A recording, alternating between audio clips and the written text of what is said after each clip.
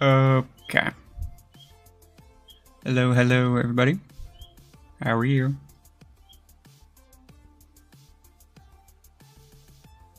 Umbra, Ringer, MTD, Mafia, Fire Roach. Hello. You need about 150,000 credits to get Revoker 6. What do you think is the best way to do it? Literally just random tasks.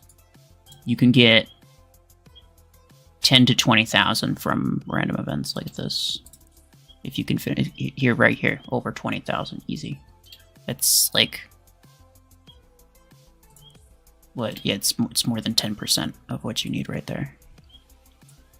You get a lot of credits from random tasks. Even things like this from playoff events.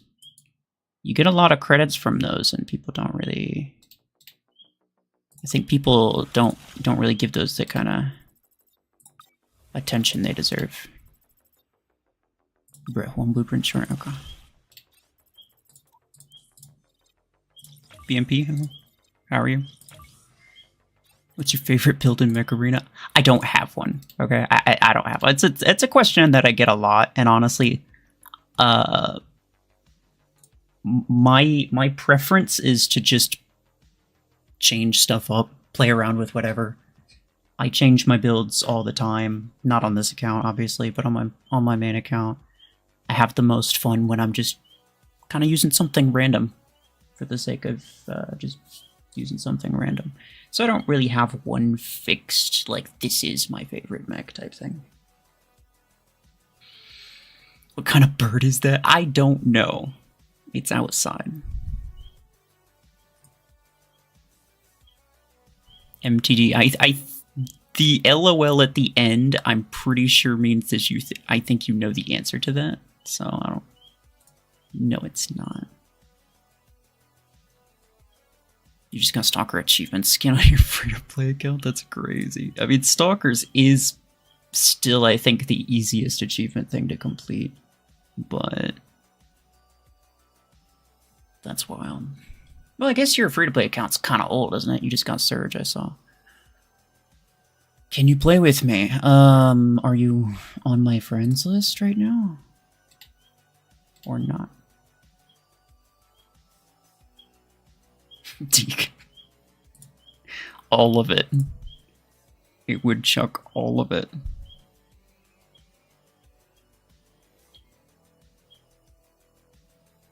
How much longer are you going to be playing Mech Arena for?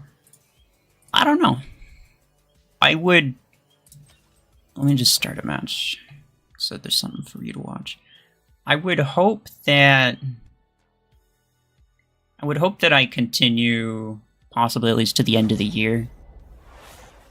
If they don't fix the game, or at least some of the major issues in the game by the end of the year, then there's a very, very low chance that I continue. Trumux, you can friend me if I let you. Okay, I'm assuming that means that you sent a request and I didn't accept it. Well, if I didn't accept it, it's because you're either too strong or too weak, and unfortunately that's not going to change just because you ask.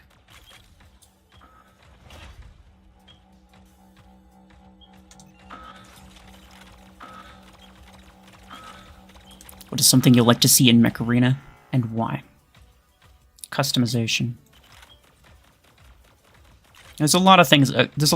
I'd like to see, but one thing that I've really been enjoying about Robots Frontiers that there is like none of in this game is customization. Every mech is built for one or two specific kinds of weapons. You cannot build a mech. You can't create a build differently and have it play differently, right?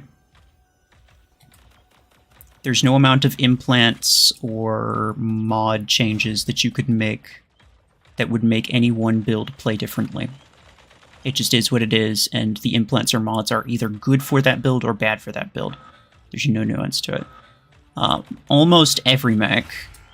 Oh, I should have backed up further.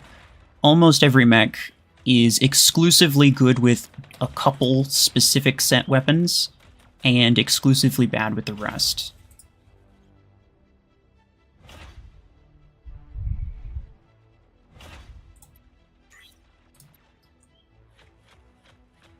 And I really don't like that. Like, this game gives a good illusion of customization and options, but there really is not any customization or options, if you think about it. Would it be a good idea for the Mech Arena team to make weapon skins? I wouldn't mind it. I think I'd prefer if they made the weapons, like if legendary skins changed the look of weapons, but I guess then they'd have to make a skin for every single weapon. For every single weapon, for every single legendary skin, so I guess that's probably not going to happen. So they probably would have to make this weapon skins separate.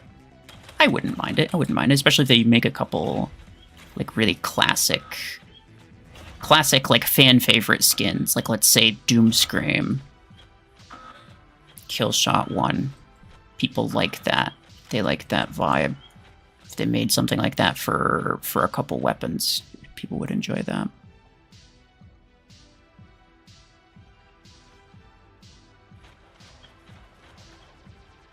What's your favorite mech? I don't have one. My favorite mech depends on the day. Revoker 6 or Starmax 6. If you're free-to-play player, I really do suggest that you get Starmax 6 first. Because what people really don't appreciate about the whole Revoker situation is that even if you have Revoker and you're going up against these people who also have Revoker, it does not really even the playing field that much.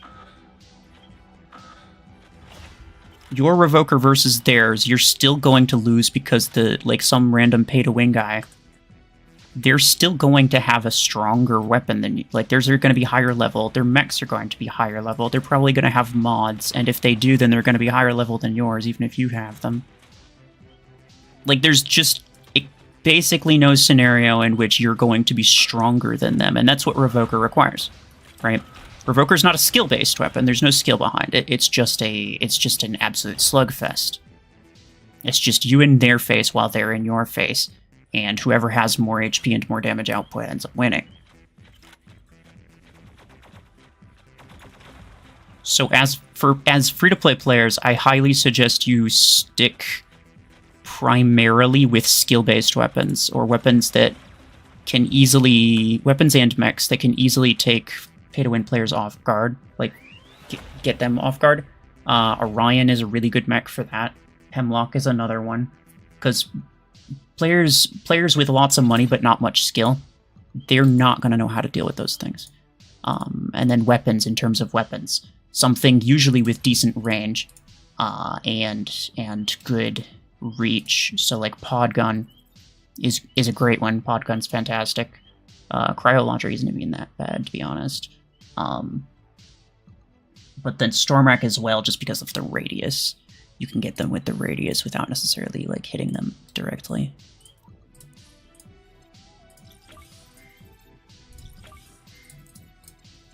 You're around 4.1k SP. Good for you. Yeah, that sounds way too strong for me, sorry. But that's okay, maybe I'll catch up. Do you have all of the mechs? On my main account, yes. On this account, no.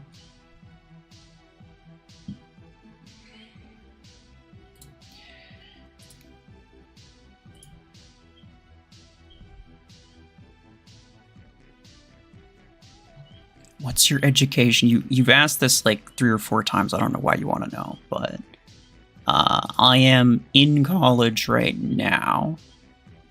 I started kind of late, and I was taking it slow for a while. And by kind of late, I mean like I started pretty late. But it's fine. Do you like Onyx? It's okay, but I don't find myself using it very often. How tall are you? 5'4". I am extremely short. But it's nice being short. I like being short.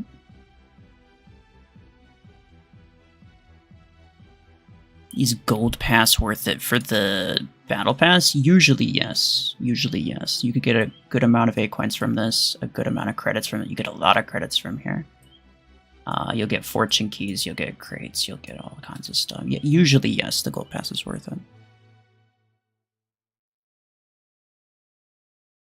Why do you like being short? Things cost less when you're short. They do.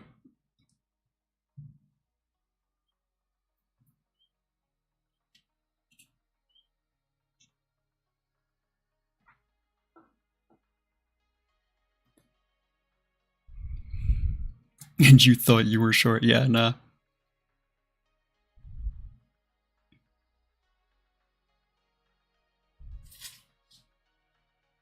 You're 5'6"?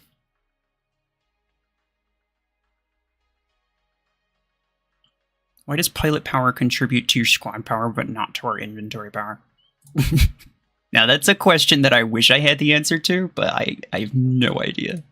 When it comes to squad power, especially like when it comes to like the power levels in the game and how they calculate it, I have no idea what they're doing most of the time, to be honest. Are you bodybuilding? No, I am not.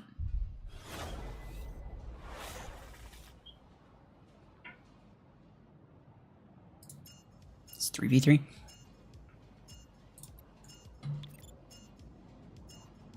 Very cool.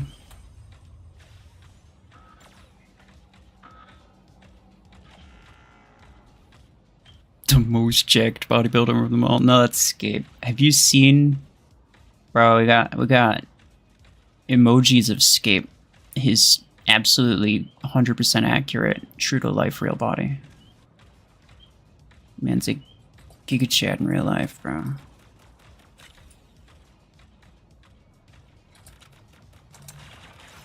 Yeah, okay.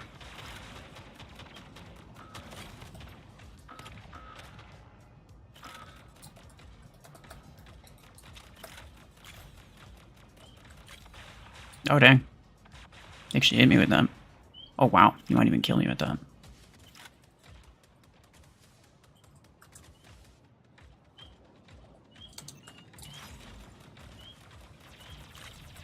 Can I kill him?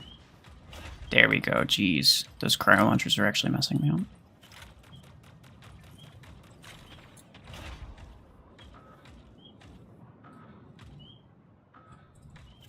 Aegis shield got buffed.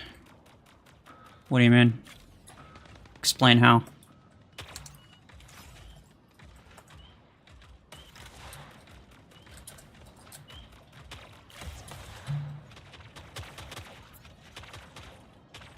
He was just dancing there and he got himself damaged a lot and then killed. Good for you, pal. Should you buy the Revoker 6? Probably. I mean, similar to Stormrack 6 is like you can get the 6 and the 10 for credits. There's kind of no reason not to. And then when it comes to the 8s, you can even skip the 8 and go for like Podgun 8. Podgun 8. I mean, Podgun's another good weapon to get. And it's nice that you can get the 8 for that without it interfering with the 8s of anything else. Oh my god.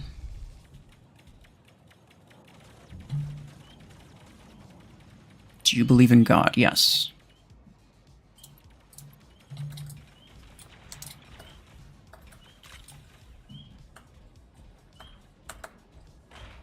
What's better, Aegis or Orion? I mean, you don't get them at the same time, so ideally you would get both.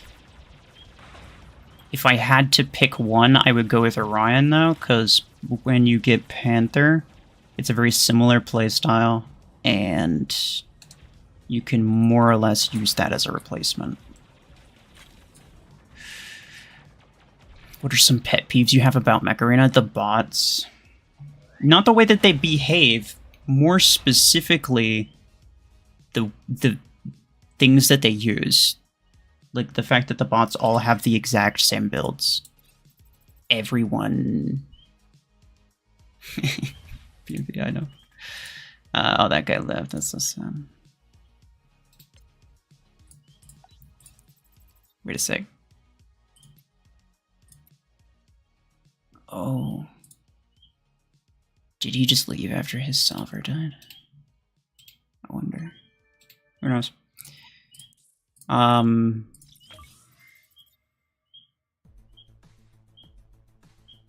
don't remember what I was saying, but I think I pretty much finished what I was saying.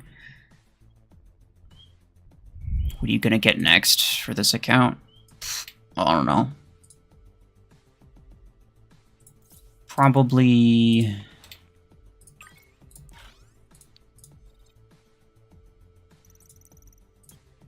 Stop. Probably... just whatever I can to get into tier 6, and then I'll immediately get Stormwreck 10. I'm not going to worry about Revoker 10 just yet. Because again, it's not a skill-based weapon, it's just a slugger weapon, and most people are going to be stronger than me. You should always assume, for the sake of argument, you should always assume that everyone's going to be stronger than you. So, like, Revokers could be strong, though, but you're not going to want to put them on, like, Eclipse, or any of these just, like, in-your-face, raw damage brawler type things that you would use as an endgame player. That's what max people use, but you don't want to use that as a free-to-play player. You want something where your ability could prevent you from taking damage entirely.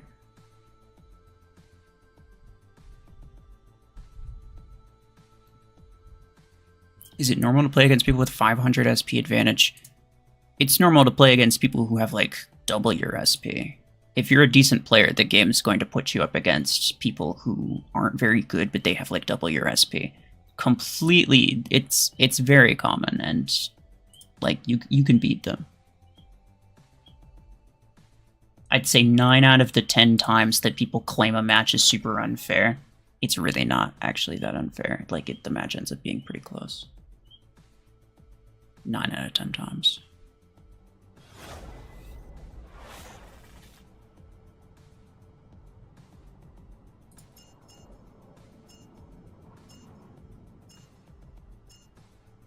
Is your Redeemer a good mech? Yes.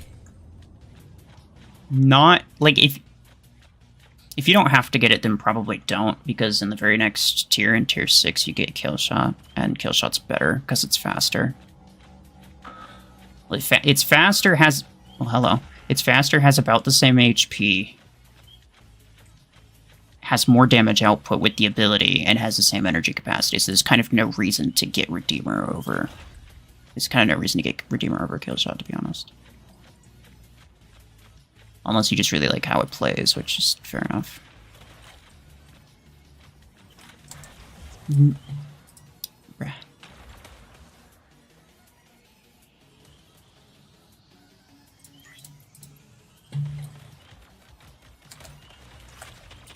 Brother Stomp. He's literally just like holding the W key along with the trigger. It's wild.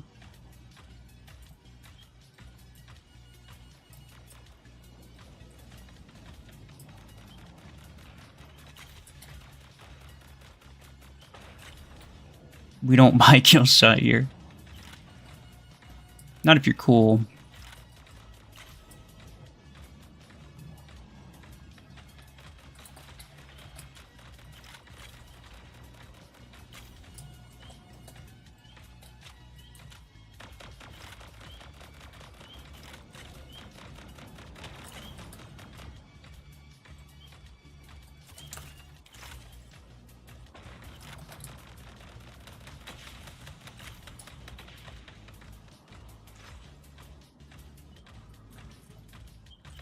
You're kind of getting...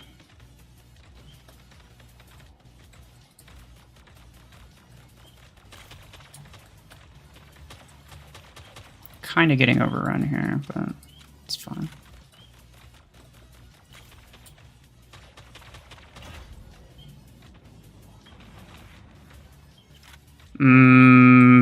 Hold on, what do you say? I mean, if there's a mod in the chat and they said something ridiculous, then just get the mod.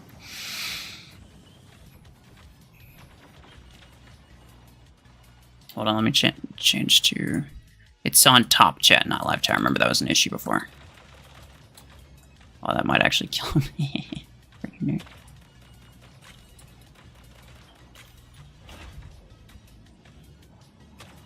Is Redeemer fun? That's up to you. It's really a matter of preference.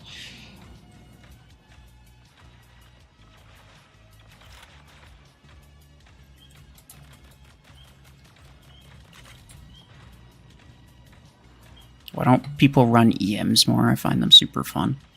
Mostly because they're not very good. I mean, they're not even that bad. It's just, yeah. They're also super expensive. Like, you're not going to see a free-to-play player run it because they cost, like, at least 7,000 A-coins.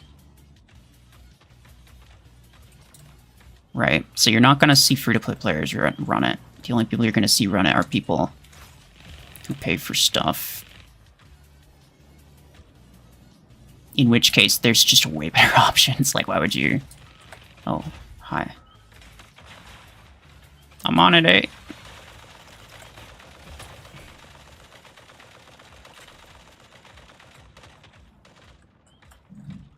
Guys, we need these beacons. Okay. He's roasting you? It's too bad. Have you tried not getting roasted?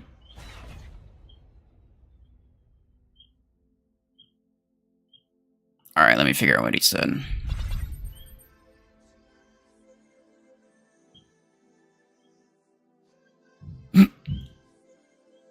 That's kind of funny.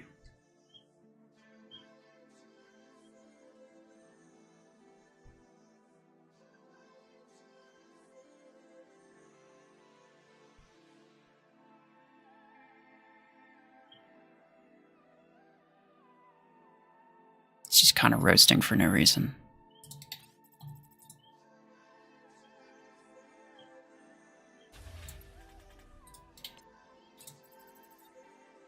You're not a little kid? Yeah. I doubt that. It's very doubtful.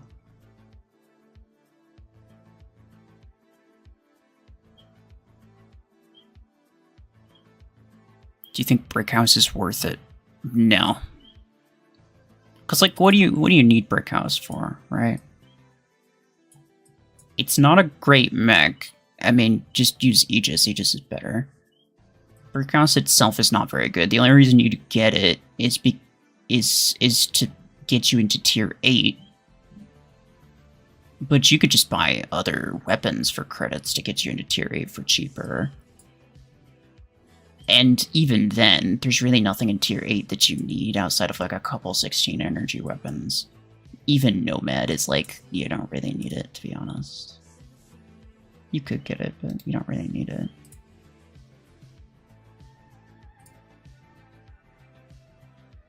Brickhouse is, in my opinion, currently the worst legendary mech.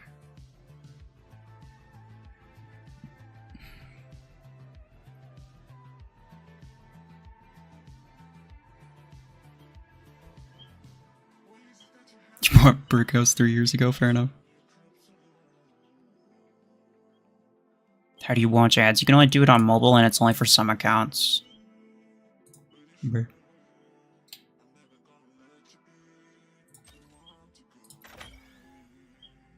Most accounts don't have it. Like, it's not even an option.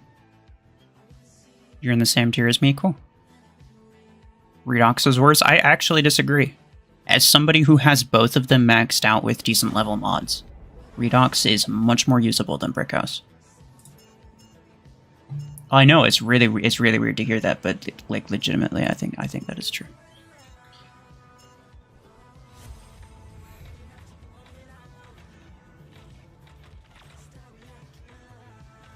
Redox is good. Redox is not good. Like, let's not straight up lie about it. I mean, maybe if you spent money to get it at low rank and you're beating up like enemies that have stuff that's like 2 tiers lower than you. Any legendary thing is going to perform good against like rare, like uncommon and rare stuff. It just is. Anything's gonna look OP. Any legendary thing is gonna seem OP against low tier stuff. Because legendary stuff just has better stats in general.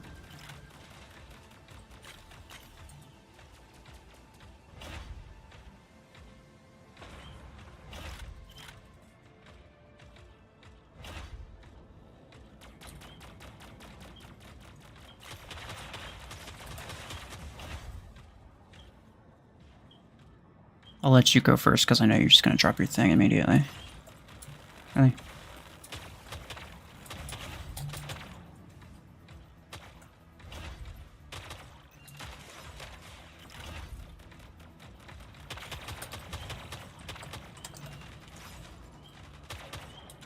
I need to kill this guy. I'm probably cooked here. Wait.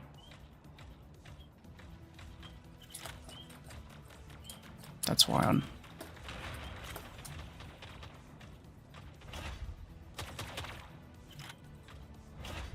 Remember when Long Arm Zephyr existed? Yeah.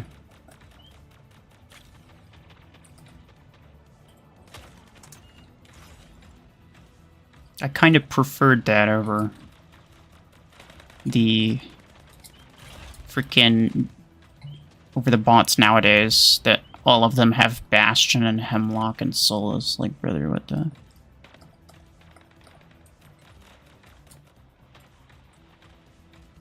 Guardian is nice at low tier. I agree.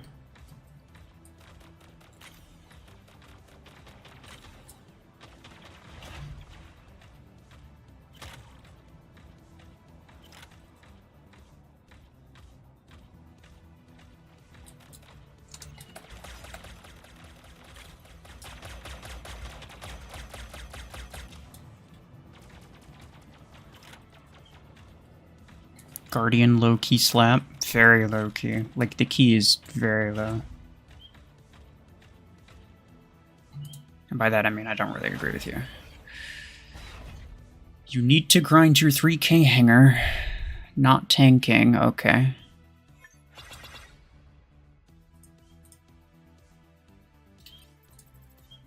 Oh. So you are tanking. So your normal SP is like, I don't know, probably 4 or 5, and you put together a 3k hanger. No. I go by inventory power. And the reason I go by inventory power is because it just makes it easy.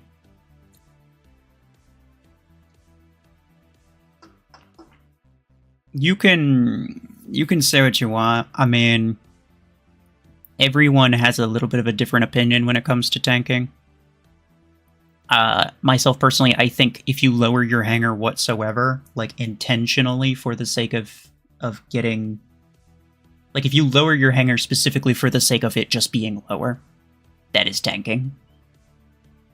If you're lowering it to do something specific, like let's say if I'm lowering it to like use only common and uncommon mechs or something for like a challenge for on my main account, I wouldn't really consider that tanking. I mean, you could argue that it is, and maybe it is, but it's whatever. Not all tanking is as bad as others. There's ways of making it. There's ways of making, quote, fair tanking. But everybody's definition of fair is, of course, different. Most people's definition of fair is just anything that makes sure that they win.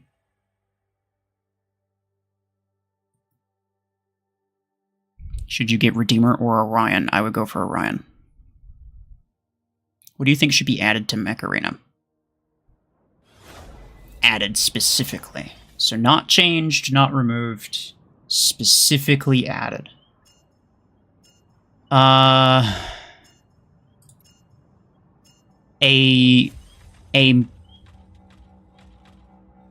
a mod or a set of mods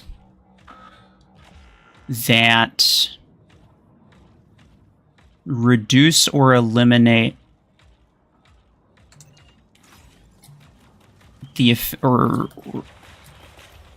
like either reduce the effectiveness or like temporarily eliminate status effects, specifically the super egregious ones like EMP. I think EMP is one of the worst things this game's ever created.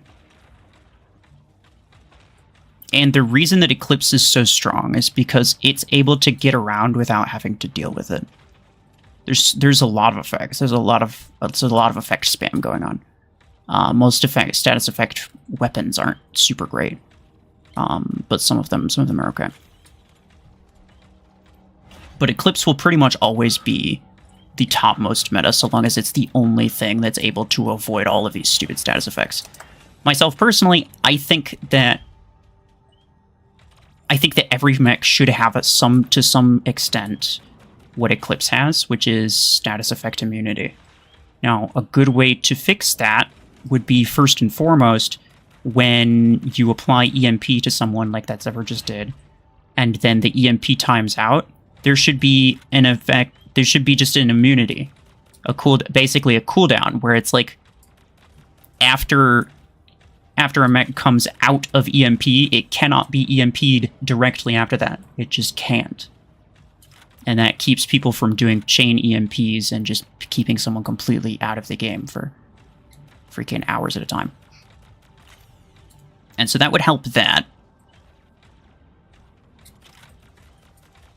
But what I think would be even better would be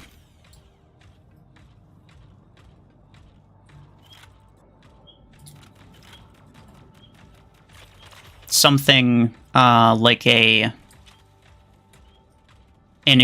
mod that you could equip, like maybe slot D instead of Galvanical, if you wanted to. A mod that you could equip that would nullify the first few status effects that are applied, or maybe it just nullifies one status effect and then it has like a cooldown before it can nullify the next one. That just gives people some amount of...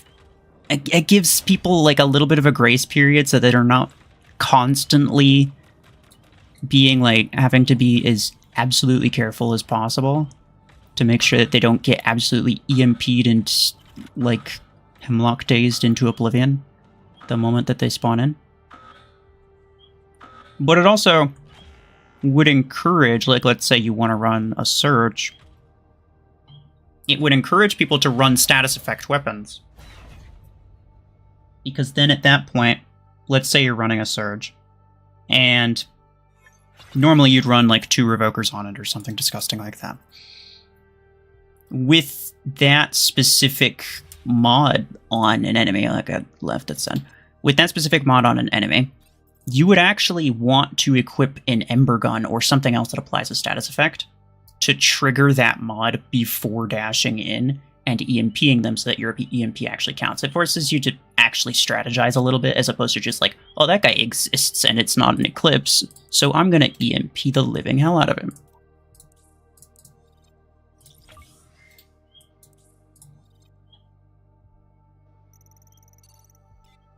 Frankly, I don't think that there should be status effects that completely keep you from being able to participate in the game whatsoever. I think that's completely ridiculous and shouldn't exist at all, but that's just me.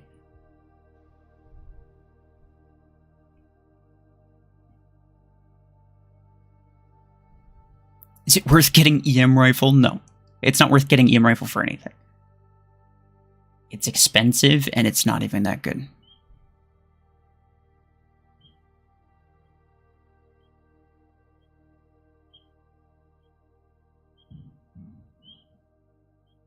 More mechs should have downsides like Stalker. I agree.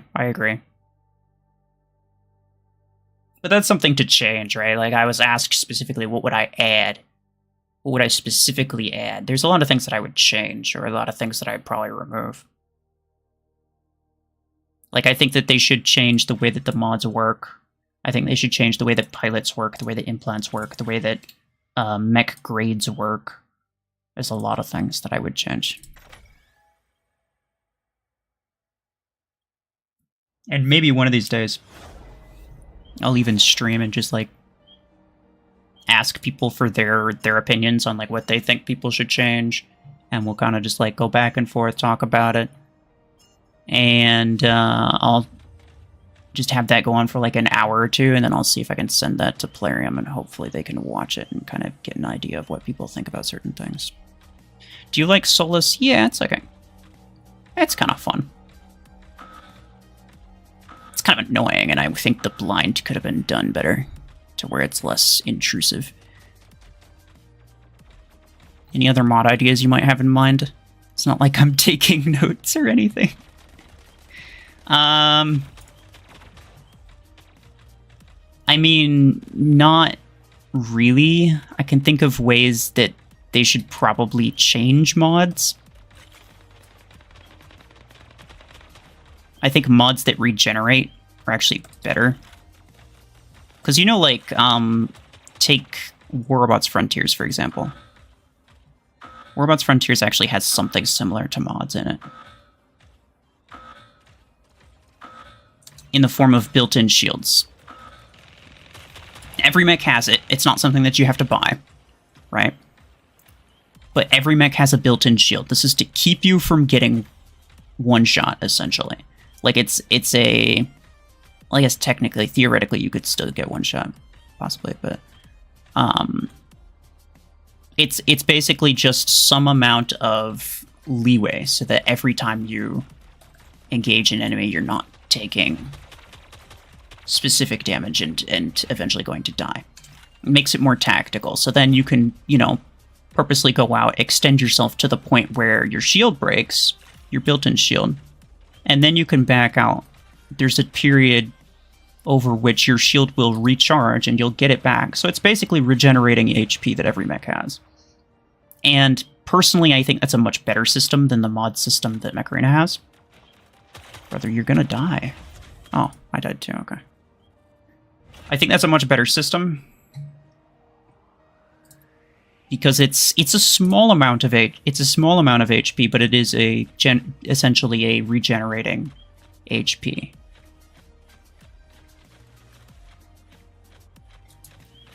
And I think that's what mods should have been. Oh, he's got... he's got the Gemini, that's funny. If you could make a mech, what would you and what... If you could make a mech, would you and what would it be like? Oh, wow. I can't read.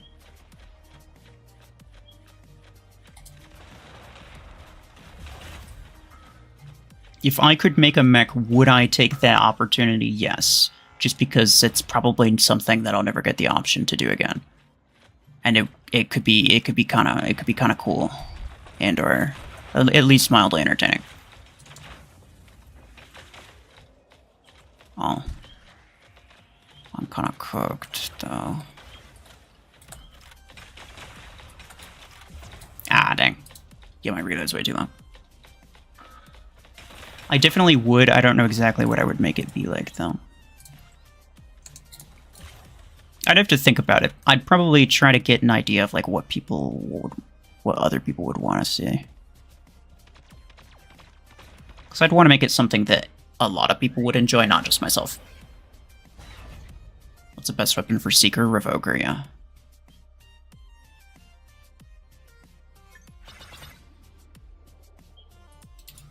A Wrecking Ball mech. Ooh, actually, a mech with an ability that doesn't have a duration. It basically the ability is just a trigger that switches the mech between two different modes. That is something I've always loved in other games, and that is something that I would want to see in Mech Arena. So I'd probably try to make it something to that effect. Maybe like an offense mode and a defense mode. I don't know.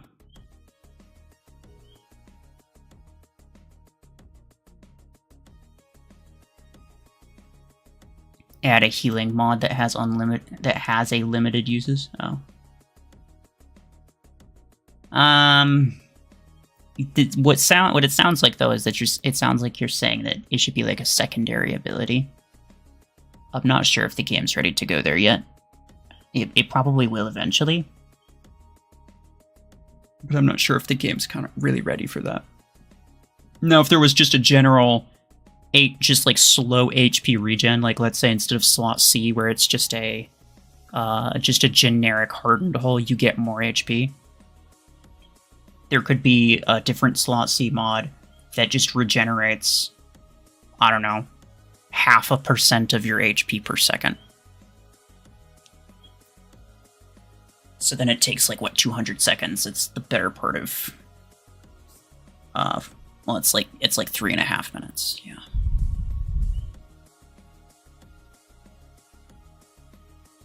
So it would take basically the entire match to regenerate all of your HP, but it would technically be possible. Pablo, hello. Green monster all the way. Is it just like the original? The original is pretty solid. Oh wait, I do have this, may as well.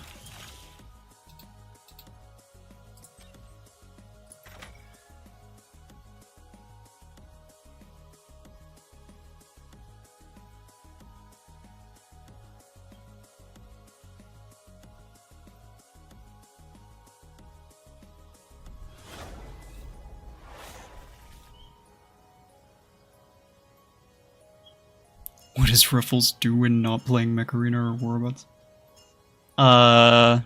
It's a good question. Not a lot. Not anything that's interesting, anyway. What new mech impresses you most? Easy, Dreadnought. Dreadnought actually has an incredibly interesting ability. All of the other mechs, the abilities are rather underwhelming.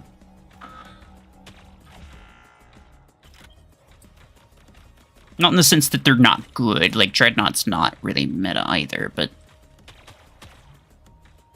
Dreadnought has a lot of, it's very complicated, there's a lot of mechanics to it, and I really like it because of that.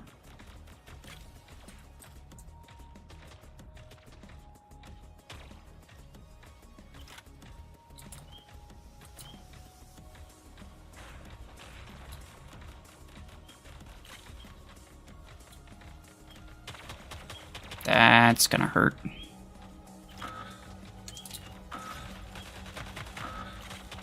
You have one repeater and one pod gun, brother? That's hilarious. You gotta stream on Twitch. For Frontiers, I know.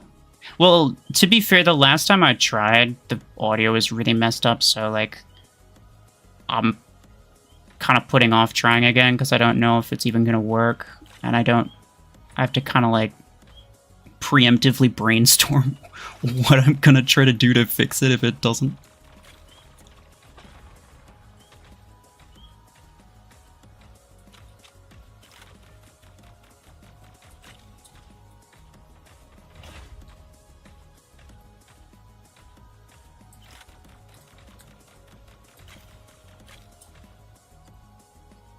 Bye-bye.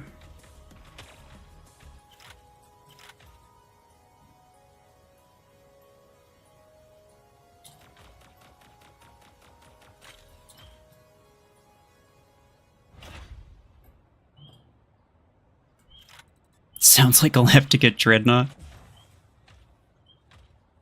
Hey, I mean, it's not the best, and everybody finds things entertaining to different degrees, right?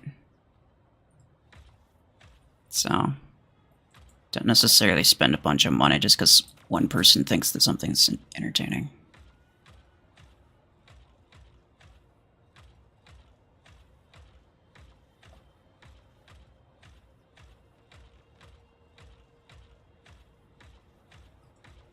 I think it'd be funny if Dreadnought had 0.5 seconds of EMP just to make people angry. Its EMP is already super short. Oh, okay, fair enough.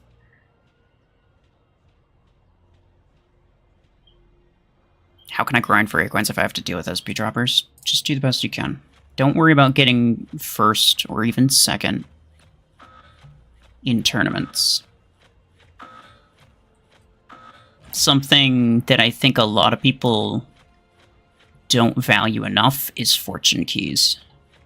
Like, get to a point where you're not playing tournament to get A-coins, you're playing tournament to get fortune keys.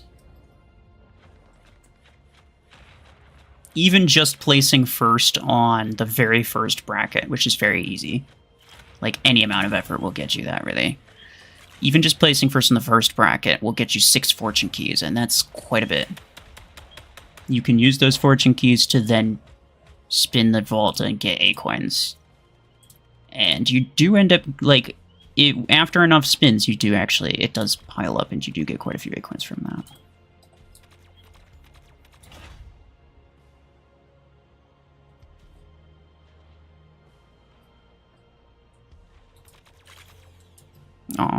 Should have reloaded. Guys, come on.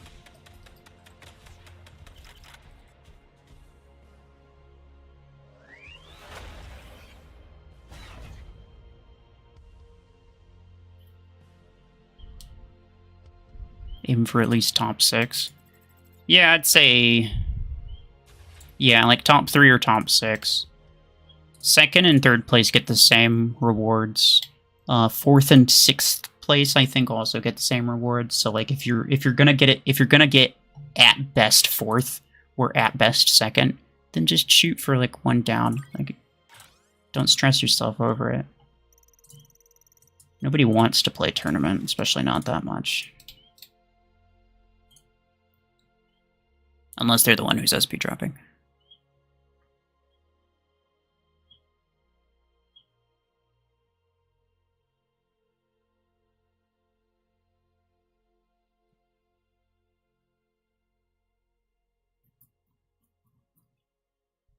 Is Ember 12 6-star comparable to Revoker 10 5-star? Not really. I mean, the thing with Revoker over Ember, especially if you're fighting enemies that have perimeter multilayer, the thing about Revoker over Ember is that Revoker just has a way quicker RPM. So regardless of the damage, unless it takes multiple shots for the Revoker to take down 1 layer of shield, pretty much regardless of the damage output or the damage difference, the Revoker's just going to shred the shield so much faster.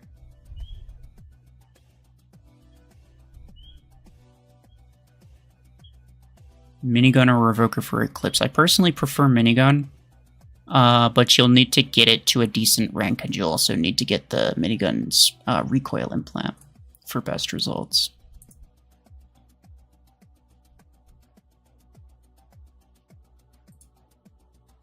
PC specs. I just have a laptop at the moment. I'm working on getting the parts for an actual PC, but that's going to take some time.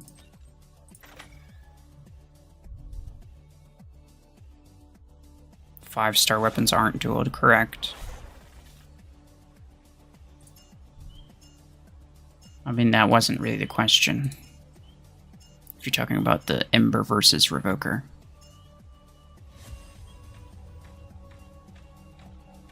And also, it's a bit misleading. It's like when someone says, like, oh, I have the option to get either freaking Ember Gun or Arc Torrent. I'm not going to get Ember Gun, I'm going to get Arc Torrent because I have 1 legendary implant for it. Like, don't spend a ton of... Don't spend a ton of your resources on the wrong thing just because you have 1 implant for it. It's not going to make it better.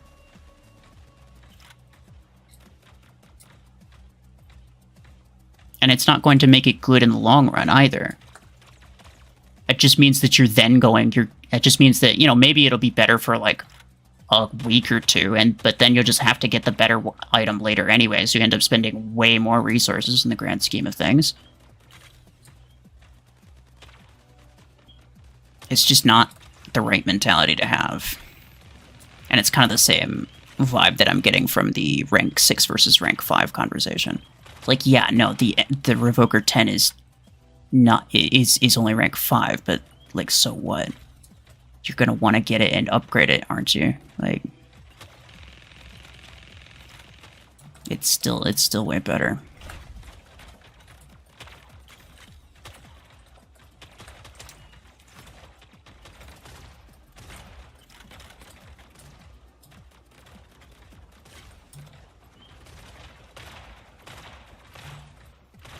Wait, that was a bot? Really? I thought that was a player. I keep fighting this guy. Yo, there's no way I survived that, really?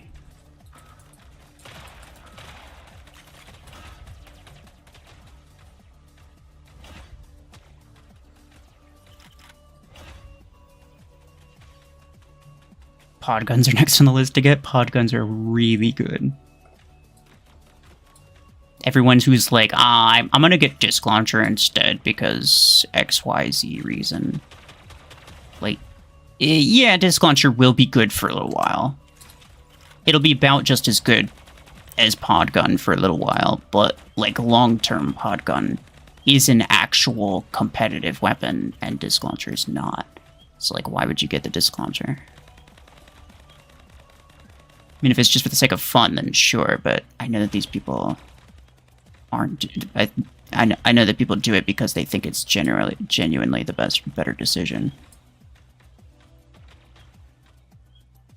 But it's not. You stream from my country? I don't know, bruh. I don't watch Minecraft stuff. Is Warbots Frontiers free to play? Yes, at least as of right now. It is a Warbots title, to be fair. Not made by the same people. And personally, I think the main difference is that it's a PC and console game. And PC and console games have way higher standards and expectations.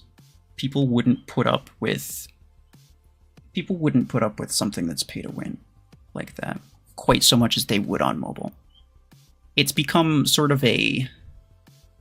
very acceptable in the mobile game spaces to a point where like people aren't going to really care that much, and people will still play it. So I don't personally think that Frontiers will become super pay to win in the future, but that's just like my random opinion, and it's not really meant to like reflect anything specific. But as of right now, I'm a free-to-play player on that game, and I plan to remain that way for a while, so.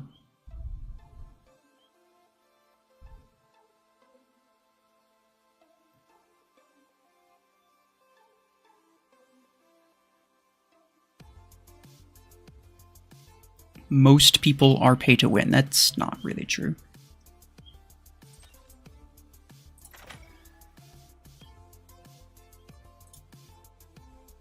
Can you invite me? I'm just gonna play solo. I don't want to have to remember. I don't have to keep squad mates in mind.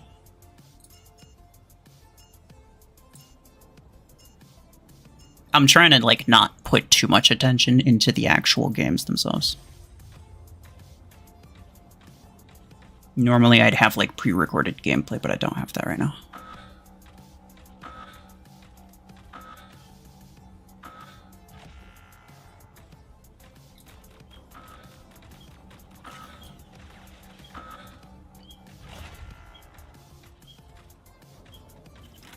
I pay to have better chance of winning doesn't guarantee wins. Well, the thing about spending money, especially if you're a high SP player, is that you're fighting other people who also spent money. Like, it gets to a point where there's no amount of... Like, it's not pay to win at that point. Like, you're not fighting 15k SP free-to-play players. Like, you're just not, right? It's an interesting thing. I did make that poll asking why people liked my free-to-play streams. I had a bit of a hunch when it came to that already. Like, I sort of had an idea as to some of the reasons people liked those and didn't like streams on my main account as much.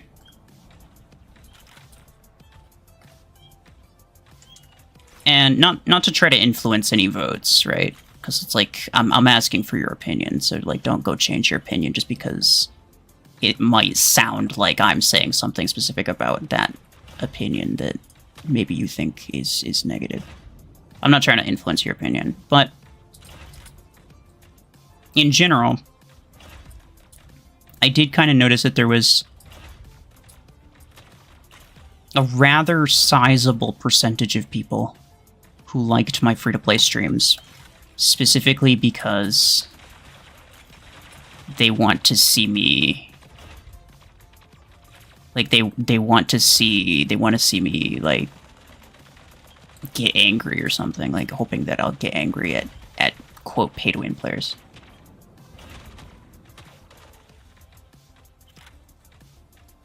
Which is very interesting. I can understand the frustration. But it's like, me being angry with you isn't really going to change anything. I guess it kind of goes back to just the assumption that it's like everything's... Like, the devs are just waiting for me to say something. Everything's just riding on whether or not I complain to the devs, which it's legitimately not. I have basically no say in anything.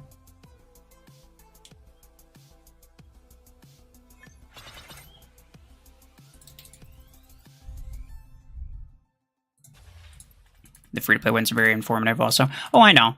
Actually, I was surprised by the percentage of people who wanted to see it just because it was stuff like it had more stuff that they were familiar with. Which I guess goes to show that like there really isn't enough videos out there that really explain to an understandable degree, that really explain how certain mechs work. Like mechs and weapons. Because I feel like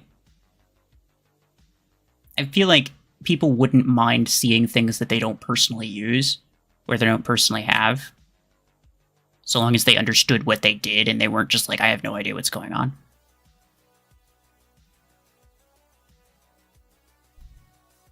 So it is interesting, and it does kind of imply that I should probably put a little bit more effort into like explaining how things work and what they do. Is the Revoker Crate Rush good? It looks pretty good. Honestly. You said you're gonna be a paid player in Frontiers if they added a specific one. What was it? I was mostly joking, but also kind of not. If they added Invader is a spider robot. They said that they were actively, like, currently working on making spider robots a thing in that game. Invader is one of my favorite robots of all time from, like, the olden days of war robots. And if they made that, that would be fantastic. It would be probably pretty funny looking, but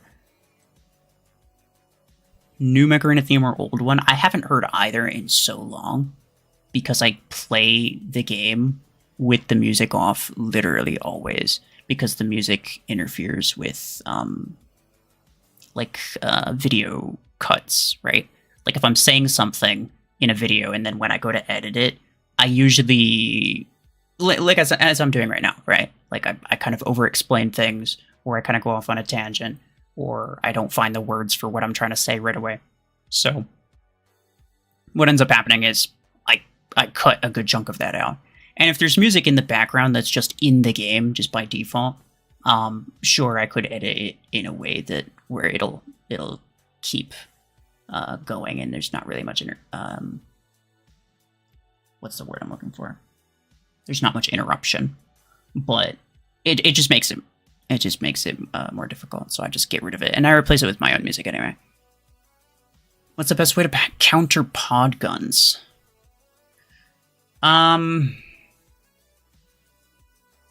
It really depends on what mech it's on, to be honest. More often than not, you just need to get close, which sometimes is not very easy.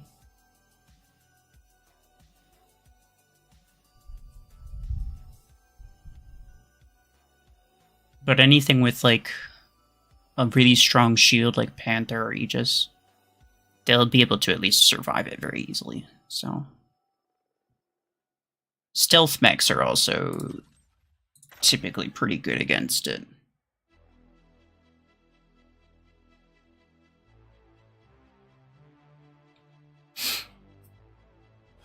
Podguns can be countered using Parasite.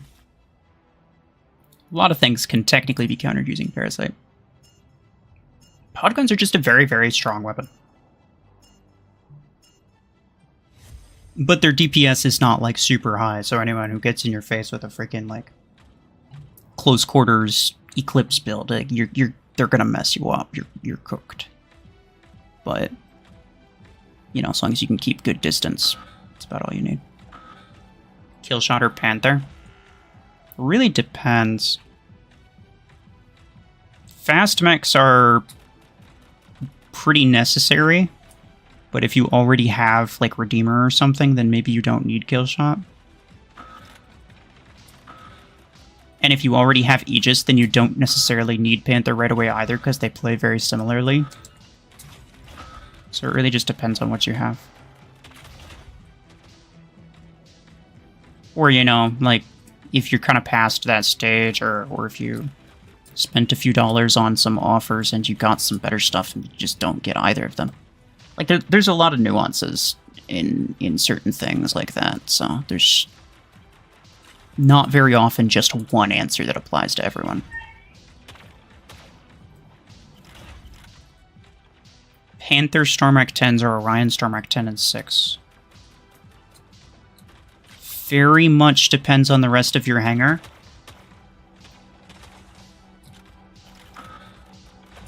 If you have good weapons to supply the 10s on the Panther, then sure. If you don't, then you might need the 10 and 6 just to be able to use it on two different things.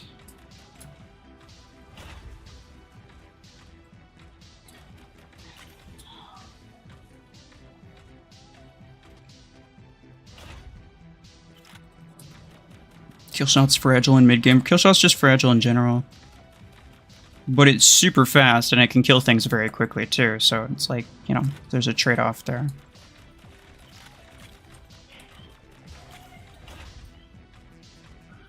Especially in terms of, like, CPC, like, you know, like this game mode. Or even, like, free-for-all. Being able to dash and kill somebody really quickly. And you'll get your HP back after killing someone. So it's, like, it's just rather... I mean, dash mechs are just the easiest mechs in general to use. They're super, super easy to use. So, there is that to be said.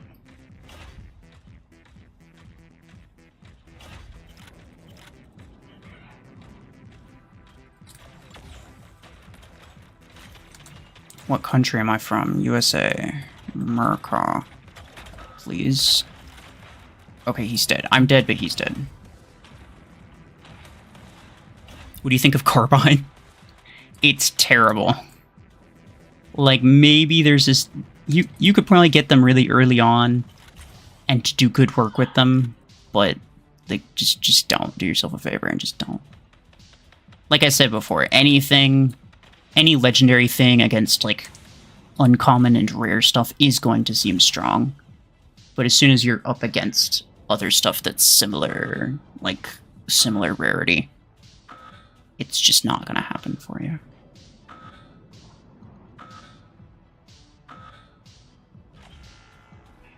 Elmar, hello.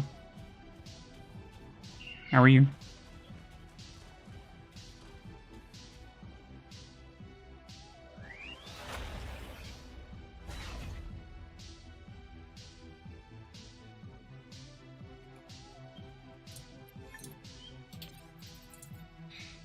It's like saying I'm dead, but yay, we both died, so it's okay. Well, yeah. If you're gonna die, at least have a friend. Wouldn't want to die by yourself, would you? Take notes, kids. If you're gonna die, take somebody with you.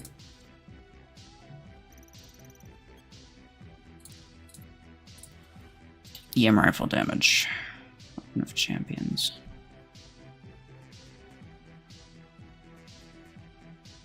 Can you do 2v2 and 5v5? Funny that you ask that. There is this thing right here where I need to do 2v2 stuff. So sure, I'll do 2v2, but I'm not going to do 5v5 because that's really... I don't like that game mode. It's really boring. But I'll do 2v2 just because I get rewards for it.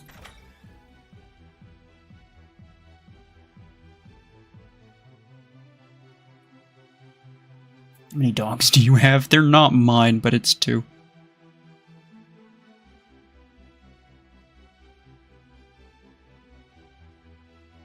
Second mech copies was a very, very bad idea. I'm glad it's gone.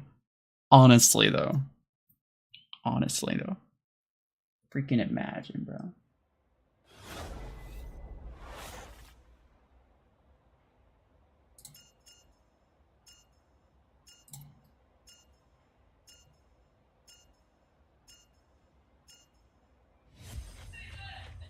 Which monsters do you consider S tier? The one that I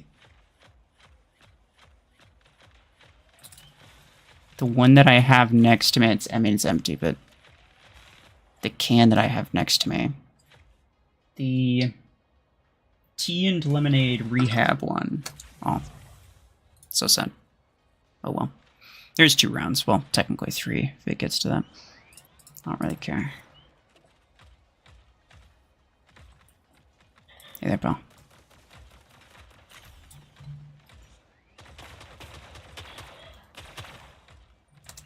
I got you. That's definitely, anyway, yeah, like that one's my favorite. Outside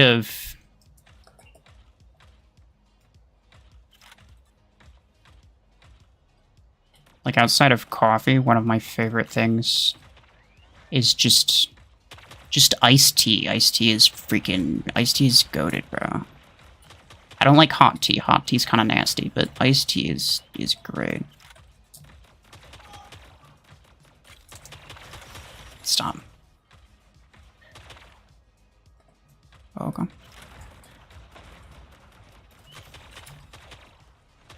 Bye-bye.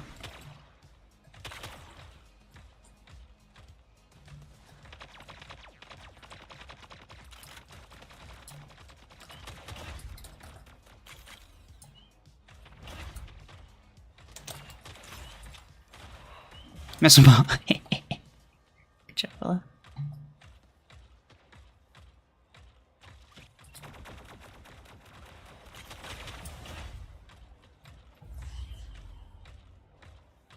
Do you have a girlfriend? No. Not yet. I like to think that maybe at some point, but then again, you never know. I mean, maybe not. Doesn't help being short, though, I'm not gonna lie. I'm waiting for this guy to time out. I'm not even, like, legit not even gonna bother shooting at him. Come on, don't send him back, please. Okay, let's go. Good job. Yeah, no. It's alright. Did your best.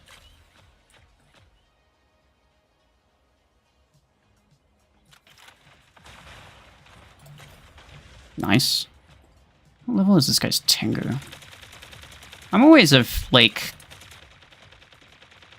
I don't like giving people the thumbs up good job thing, because I can never really tell when people are tanking or not. It's rather difficult.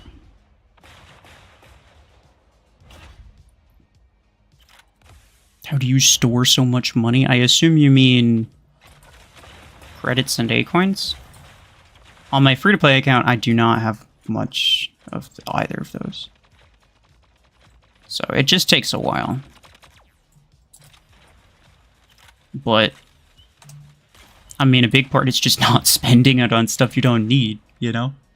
Like, don't gamble on event crates if you're not going to get the thing. It's not going to work out for you. I mean, maybe it will, but you should just always assume that it's not, because most of the time it's not. I don't know what you're doing, pal, but you're cooked.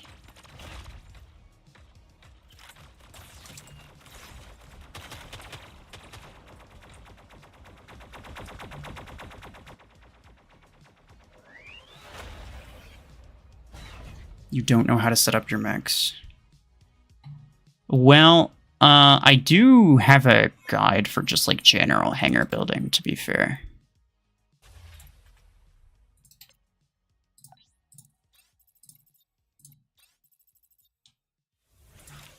This guy's hangar is 4K. He's got freaking Deathwalker, Onyx, Solace. This was the guy that was on my team, I think. Yeah. His Tengu, that's pretty cool. I like the Tengu. Rank 5, wow, bro. 4K-ish. And then this was the other guy that I fought. It was like 3K.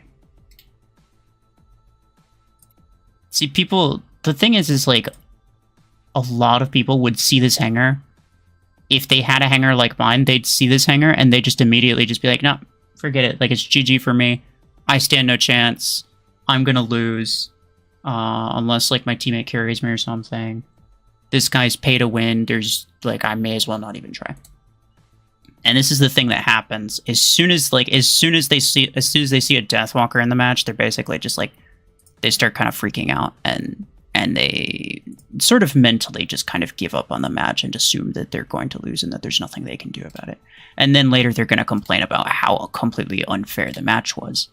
Lo and behold, I ended up winning that match and I came out on top.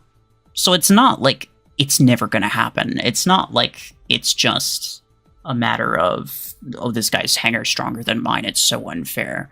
Woe is me. Like, no, it was that guy's stronger hanger with less experience versus my weaker hanger with more experience. And that is the goal of skill-based matchmaking. I mean, like it or hate it, skill-based matchmaking does try to account for how good of a player you are.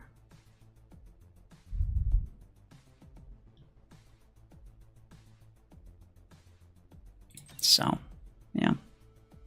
Just something to keep in mind. Like, just because someone's got a stronger hanger does not mean that you're going to lose. In fact, it's usually a very good indicator that they're not very good. Like, they don't really know what they're doing a whole lot. They have very few battles played. And so usually you can kind of take that as a cue to do certain things, like Podgun, for example. Podgun Orion, like certain mechs and weapons. It's a good cue to use those certain mechs and weapons that are really, really good against low experience players, because low experience players just kind of don't know how to deal with them.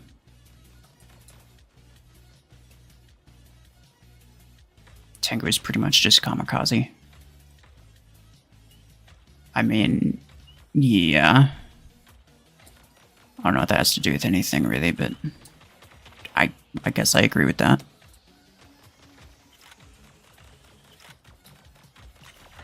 Hi. Bye.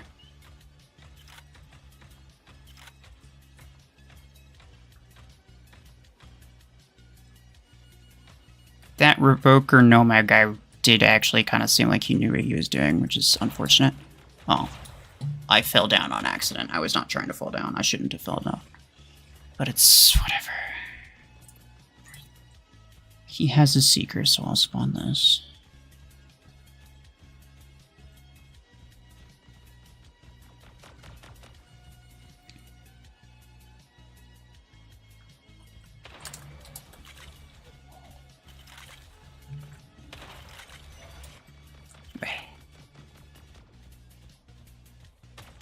Is this guy AFK? I think he is. It literally took them that long to kill him. He literally wasn't even firing back, my guy.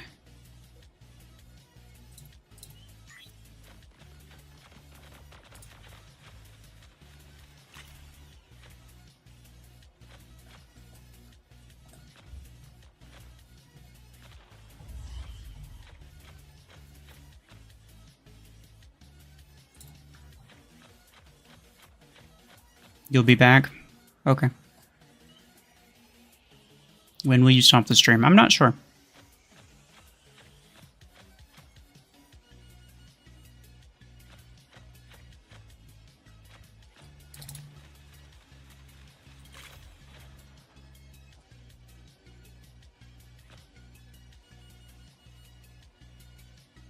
Yeah, this guy might be tanking. I don't know.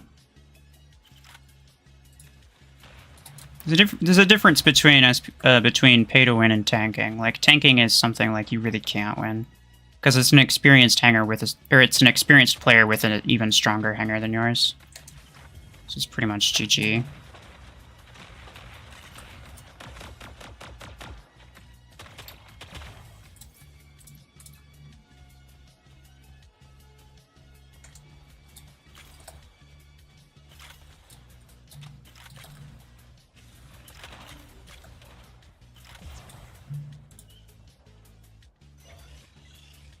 Is Quantum Gun Guardian good? I mean, it's better than any of the other options I have. Wouldn't call it strictly good. I'm surprised these guys are going for me and not for that guy. I mean, like, I'm not really surprised, but sort of surprised.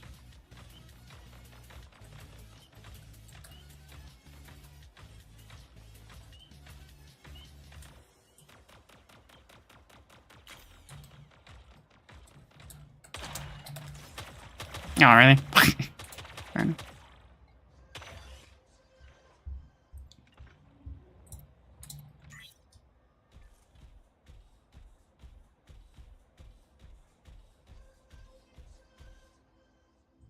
Cool. Do I plan on getting Brick House? I might. I might.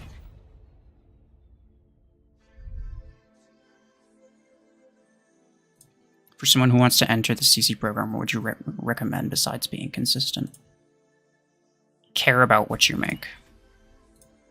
If you don't care about what you make, nobody's going to care about watching it. Don't expect people to care more about your videos than you do. You're the one making them. You will always be the one who cares the most.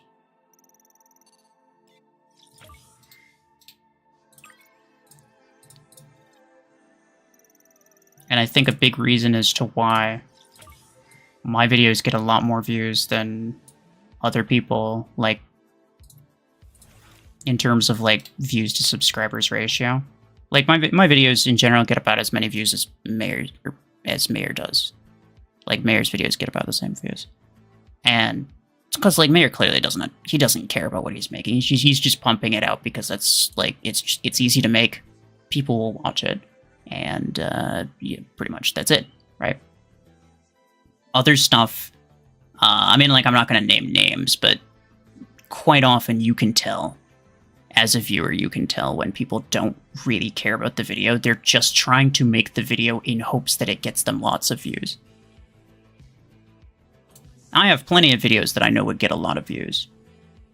Or plenty of video ideas, I guess I should say. That I know, at least I know that if I made them, they would get a lot of views. Can't guarantee that, like, the topic's good, but I can't guarantee that anybody would get a lot of views with it. But I know that at least if I made them, they would get a lot of views. But I mostly prioritize videos that I personally find interesting. And that I actually care about. Because at the end of the day, if you don't actually enjoy what you're doing, then why in the world are you doing it?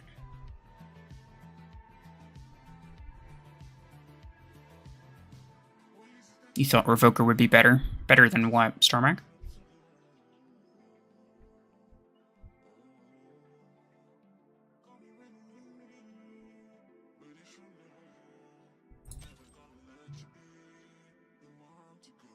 Between Revoker and Stormac, free-to-play players should get Stormac first. As I explained earlier, I'll explain it like one more time. Because I explained this a while ago, like a while back in the stream, like toward the beginning, I think. So I'll explain it again, but I'm not going to answer this question again.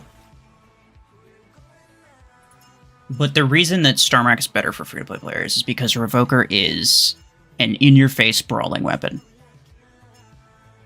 There's no amount of skill that you can have with Revoker to where, well, I mean, like, technically, I guess there is. There could be, theoretically, enough of a skill gap, but in general, probably not going to happen. If someone has a stronger... If someone has the exact same build as you, except their Revokers are one level higher, there's a very solid chance that they're going to win that purely because their build is stronger.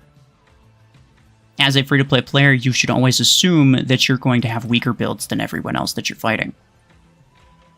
A lot of the times that is the case. And even if it's not, you should always play like it is. In which case, you want to avoid face-to-face, head-on brawling, because that's the sort of thing that doesn't take any skill, it's just a slugfest. It's just a my raw DPS and HP versus your raw DPS and raw HP. Which most of the time, you're lacking DPS and you're lacking HP. You shouldn't go head-to-head with people like that. Now, Revoker's a really good weapon just in general, so obviously it's going to be good to get. But there, you can't outplay people with Revoker. Like, it's probably not going to happen. I can't believe I didn't kill that guy. He's freaking on a quarter of an HP. Get him, boy. And so you should get Stormrack because you can just use the radius to outplay people who don't really know what they're doing. You should always focus on mechs and weapons that take more skill, and especially weapons that take more skill to counter, not necessarily ones that take skill to play. I mean, skill to play as well, but mostly skill to counter. So like Orion is a really easy mech to play, but it takes quite a bit of skill to counter, or at least it's not super intuitive to new players, to newbie players. And it also really evens out the game in terms of your DPS versus theirs. And in general, flips it to where you have the DPS advantage. So that's always good. And then, you know, weapons with radius are always good because those are easy to use without exposing yourself. And anyone who doesn't really know what they're doing is going to have a really hard time trying to counter that.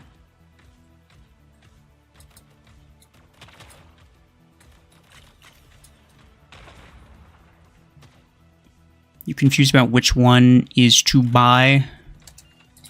I like that spelling. Between Disc Launcher and Viper.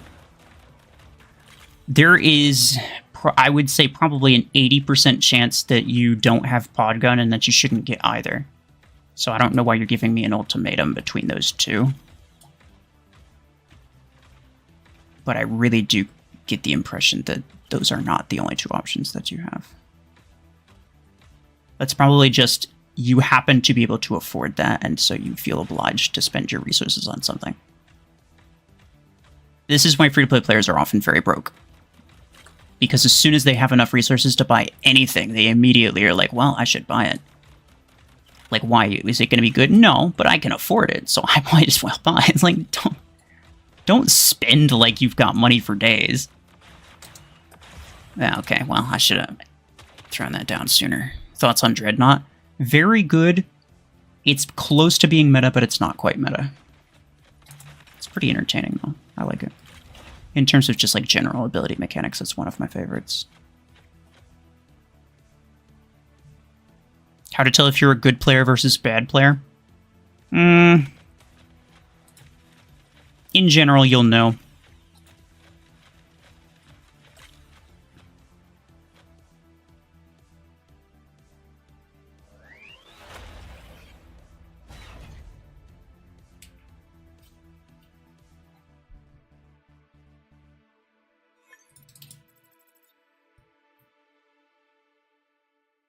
Revokers are meta, but not fun. Repeaters are way more fun. That's why I use repeaters on my Seeker. That's fair. Seeker's the only mech that can kind of pull it off, too, so respect for that. I got that weird bug.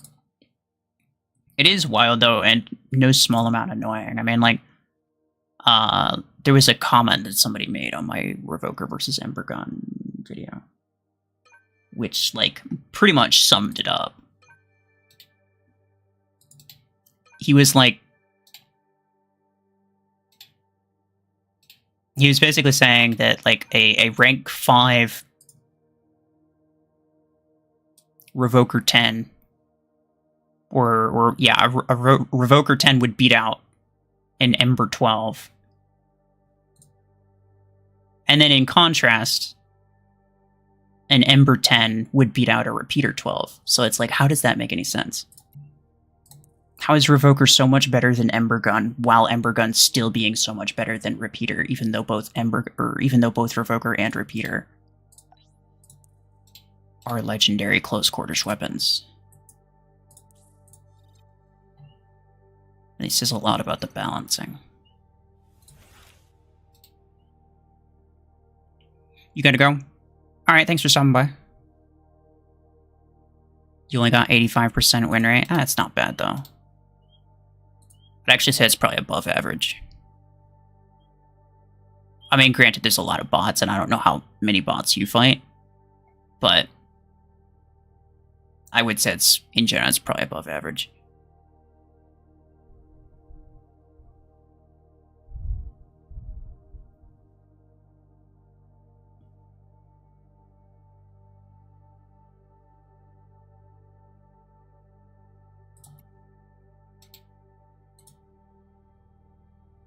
Should you get 20 energy guardian or no? No, that would require you to rank up your guardian. Don't do it.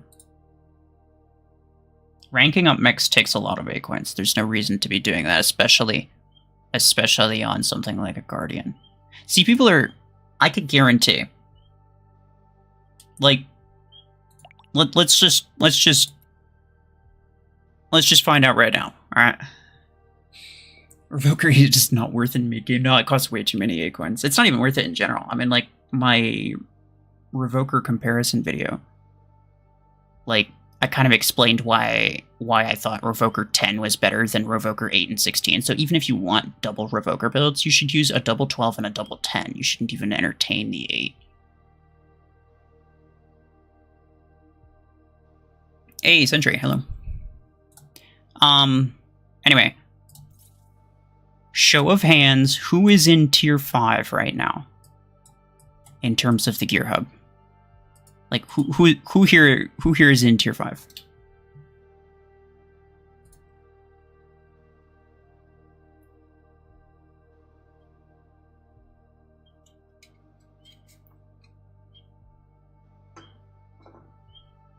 Alright, cool.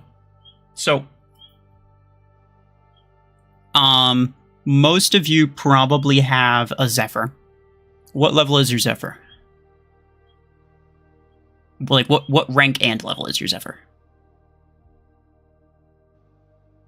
You might be in tier 7. Tier 7 is with Surge and Eclipse. 6 is with Panther.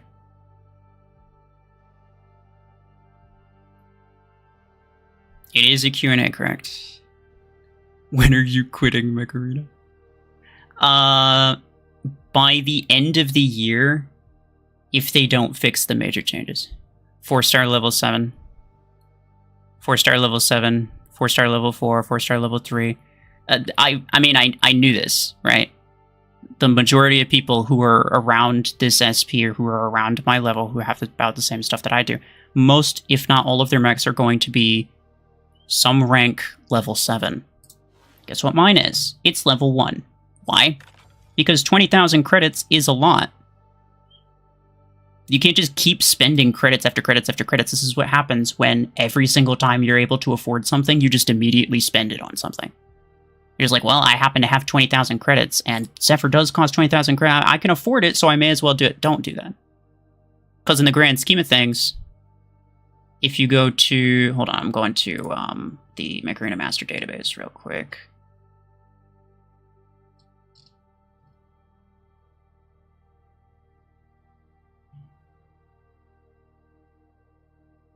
To get something to rank 4 level 7 is going to cost you like a little over 250,000 credits. So instead of a level 7 Zephyr, which kind of doesn't do you any good, you could have an extra 250,000 credits right now if you just never spent it on that. But that's the thing. That's the thing that you gotta, like... That's the thing is you gotta refrain from. That's the thing that you gotta refrain from. And that's the reason that a lot of free-to-play players don't have any A coins or any credits, is because as soon as they get something, as soon as they have the means, they upgrade all of their stuff to level 7 for no reason. And then when they see that they have the means to then rank it up, they're like, oh, maybe I should rank it up.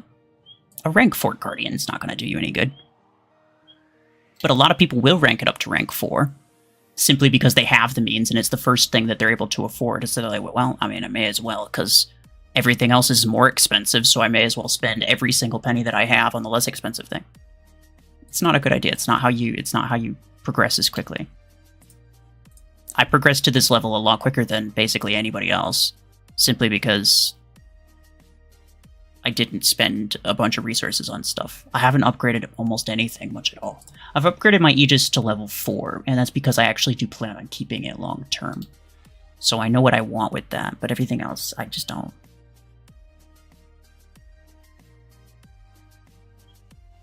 So it was a mistake to make Ares 16 energy. Actually, that was an even bigger mistake than a Guardian, I'm not gonna lie. Because Ares is immediately overshadowed by Aegis. Aegis is just way better. And you immediately get access to it in the very next tier. So I don't even know why you bothered with that. Wait, is it in the very next? No, it's 2 tiers later, but it's still, like... Yes, TLDR, yes. Look, you shouldn't be worrying about upgrading. You shouldn't be worried about upgrading almost anything. There should be next to 0 upgrades until you start getting legendary stuff. And even then, like let's say the legendary Podgun 8s, I don't care if I upgrade those. I'm going to eventually replace them with 10s. Same with like a Starmac 6. I don't care about upgrading that. I'm going to replace it with Starmac 10. Or maybe 12. Or something, right? I'm not going to be using 6 or 8 energy weapons for forever. And even if I do use them for a while, I don't need them to be rank 6. It doesn't really benefit me outside of the small amount of extra damage that it gets. I need to save those credits in order to actually, like, the credits and A coins that I'd use to rank that up could be better used buying the Starmac 10 and then upgrading the Starmac 10 so I can then use 2 of those. Because the 10 energy ones and the 12 energy ones, you do need those to be rank 6 in order to use 2 of them. So, the fastest way to get A coins, yeah. And that's the most popular question, right? How to get more A coins. The best way to get more A coins is to stop spending them.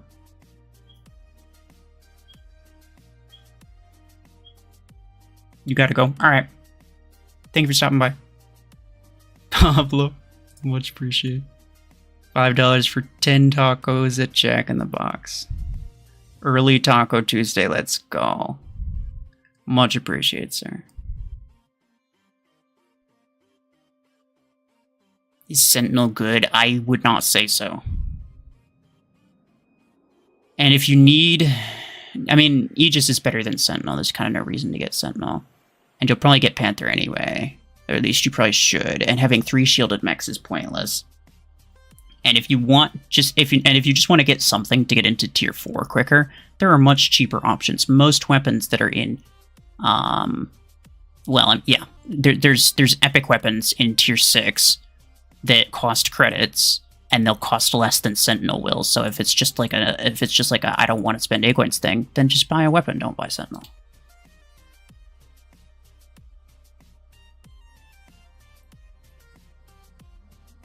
Should you unlock your 5th slot? It's pretty helpful, yeah. I unlocked my 5th slot rather early.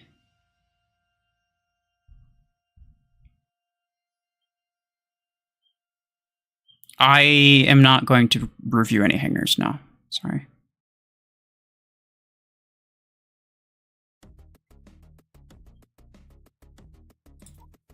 Oh, let me check.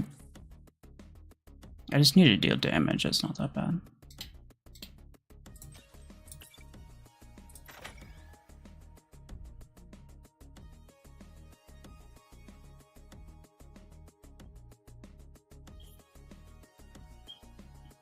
So yes, mostly because you need the 5th slot for a tournament. I forgot about that, actually. It's a very solid point, yeah. I would say that the 5th slot is actually very important in that case. Because it's hard to get any amount of A coins without tournament. Not to say that tournament themselves give you A coins, but they give you fortune keys, which in turn will occasionally give you A coins.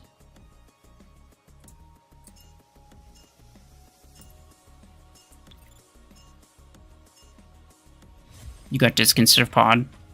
You enjoy disc, but you should get out pods. That's fair. I mean, I very much doubt anybody is going to, like, have absolutely 0 regrets ever on their account. So it's like, it's okay. Just take it as a learning experience, you know? Like, if you got Disc Launcher purely because of, like, maybe you saw an outdated video, then maybe just pay more attention to the times, like, the dates of the videos that you're watching. Just figure out how old they are. If you mostly got it because some random person told you that it was better than Podgun, then probably don't listen to them again. If you got it because you just didn't do any research at all, then maybe consider doing some research. Stuff like that. Do you cook occasionally? I like pasta, so I make pasta-related things, usually. Like spaghetti lasagna, spaghetti pie, if anyone doesn't know what that is, that's very good.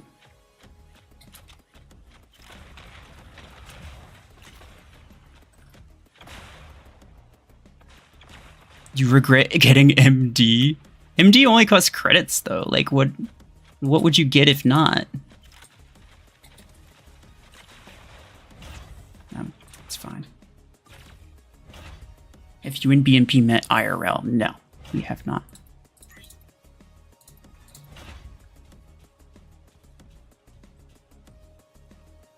That is a gate crasher. Okay.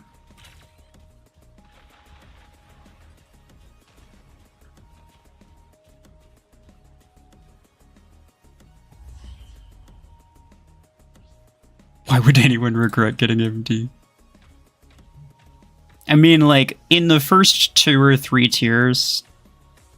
well, the first 2 specifically. In the first 2 tiers, there's really nothing that you could get that would actually make a big difference to your long-term progress.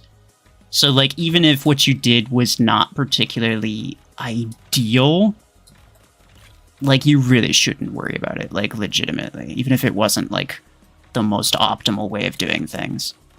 Like, you could spend A coins on Puma and Juggernaut. It's literally, like, it's less than 1,500 total A coins. Or it's less than 1,000, because they're, like, 300 A coins each, aren't they? Or are they, like, 650? I forget. But they're not expensive, right? So it's, like, it's not like you're doing a big... It's not like it's a big deal.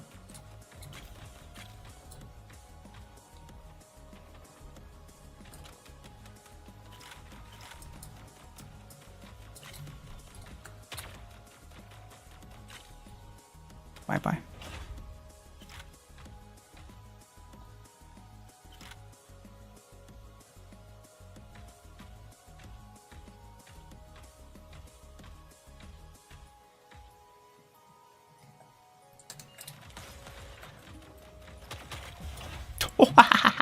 Freaking got him, bro.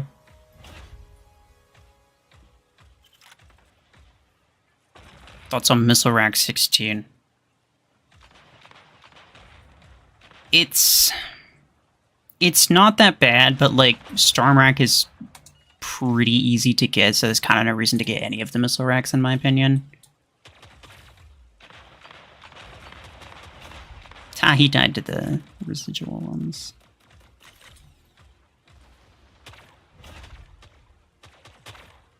Is it just worth getting to 4-star? I should keep putting everything I got into Dreadnought.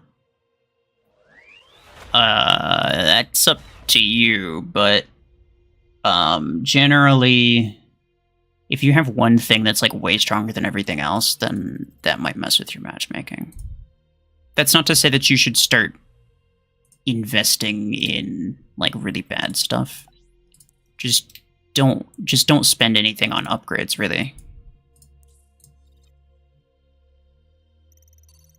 Like, until you have a solid hangar worth upgrading, you really shouldn't put much into upgrades until you have basically everything you want in terms of mechs and weapons, in my opinion.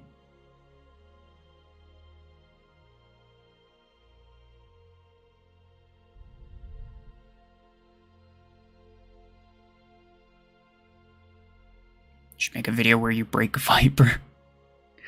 I kind of considered it. I never really got around to it, to be honest. The weakest point in your hangar is Stalker. Fair enough. Yeah, that sounds about right.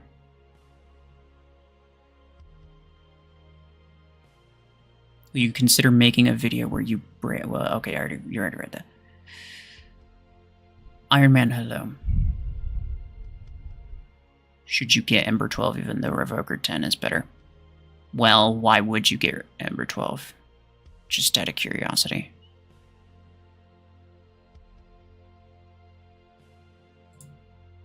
Like, what is the reason that you would want to get Ember 12?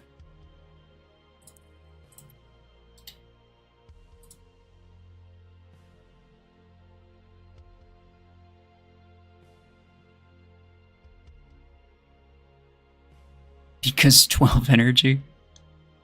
Do you need anything that's 12 energy? If a Revoker 10 is better, then you could just use it to 10, and you'd be able to fit it on the same thing. So, like, what exactly is the reason?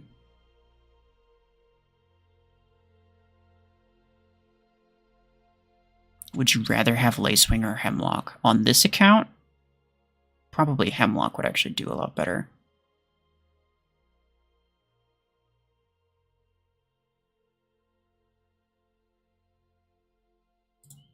Lacewing works better in CPC.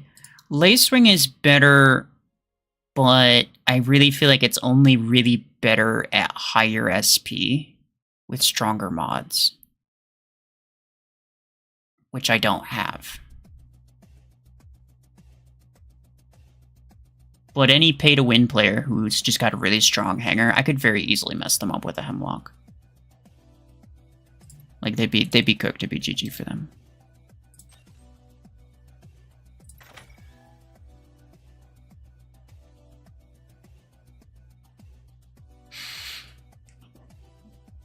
Monkey Spin, hello. What about ranking weapons? What do you mean?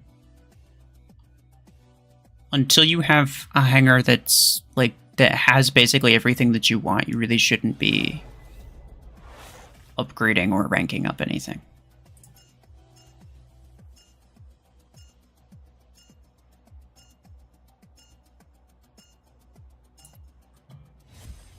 Why don't I make videos in the morning? Well, if I do that, then people will complain that I didn't do it later and that they couldn't join. Like, no matter when I do it, there's always somebody who's not going to be able to join.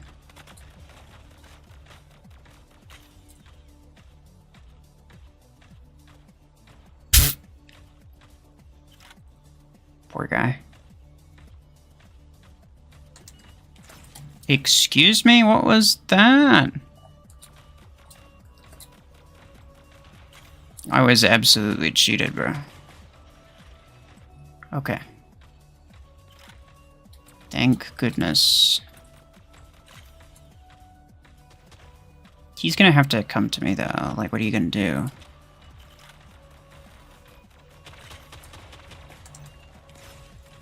Back up, back up.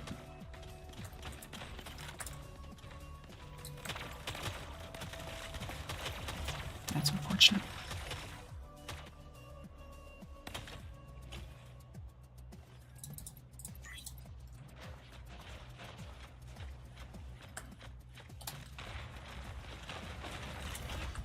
Bye-bye.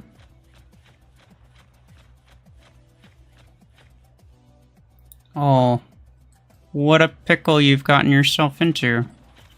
Oh, what, really? I mean, that's fine.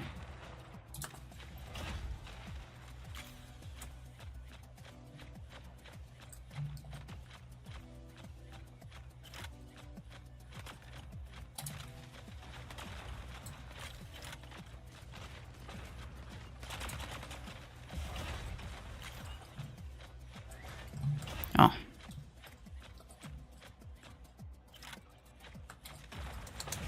Oh, I started backtracking, but it didn't work. That's sad.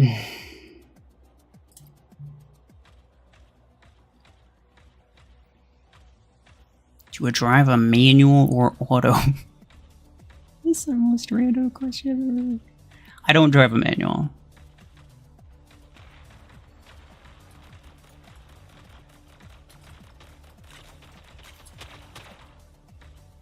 Gonna freaking ask for my license plate number too, like, yeah, bro.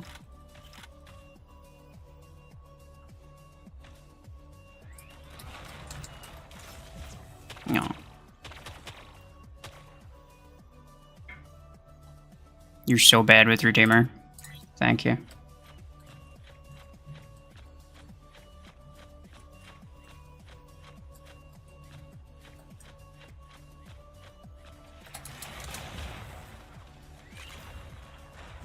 It's fine.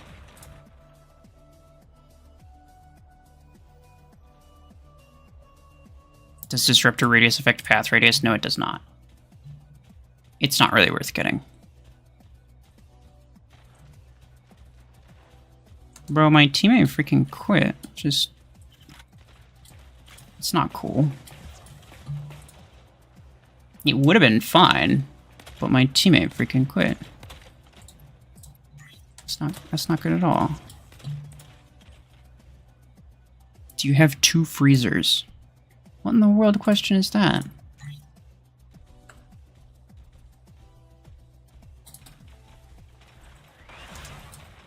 Oh.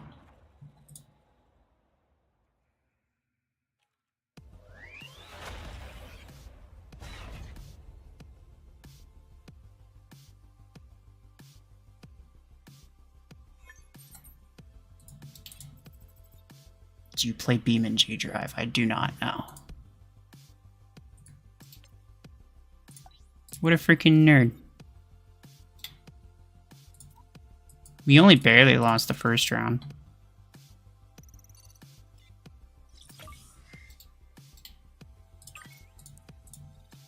That's what happens when you give up.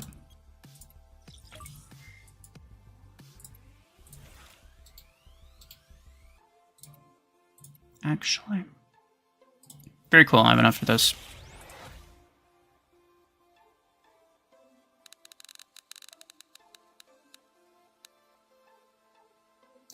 I mean, credits are credits, I suppose.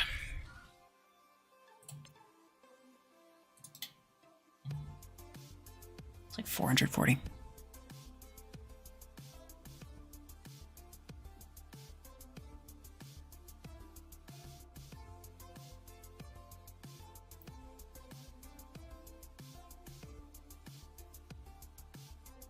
No big difference in epic and rare pilots. I kind of disagree with that.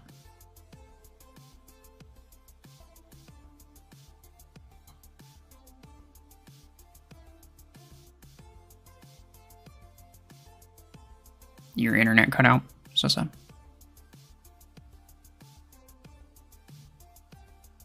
Have you experienced a glitch with Seeker where if it gets crashed, it gets sent back immediately? Yeah. It happens sometimes. I don't know what causes it.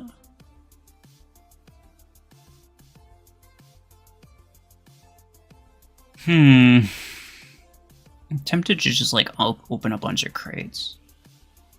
I don't really know why I would, but I also don't really know why I wouldn't.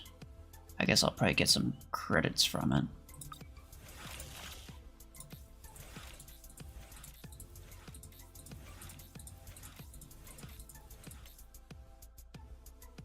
Got like 10,000 credits. Kind of garbage.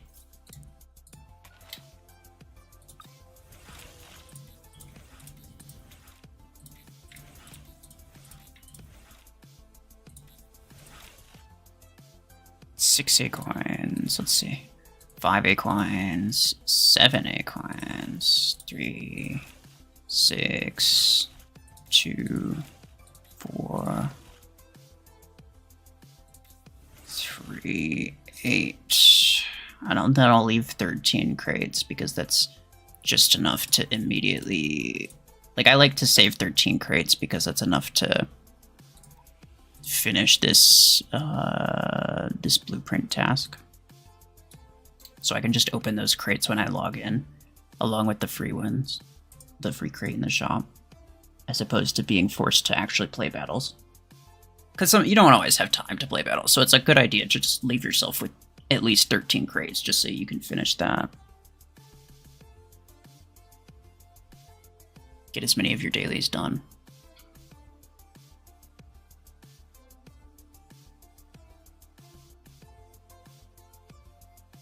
Revoker 10 or Stormrack 10. Stormrack's better for free-to-play players, I think.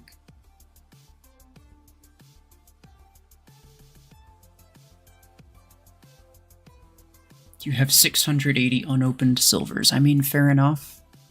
There's not a whole lot to use them for outside of just, like, hoping you get as many credits as possible sometimes.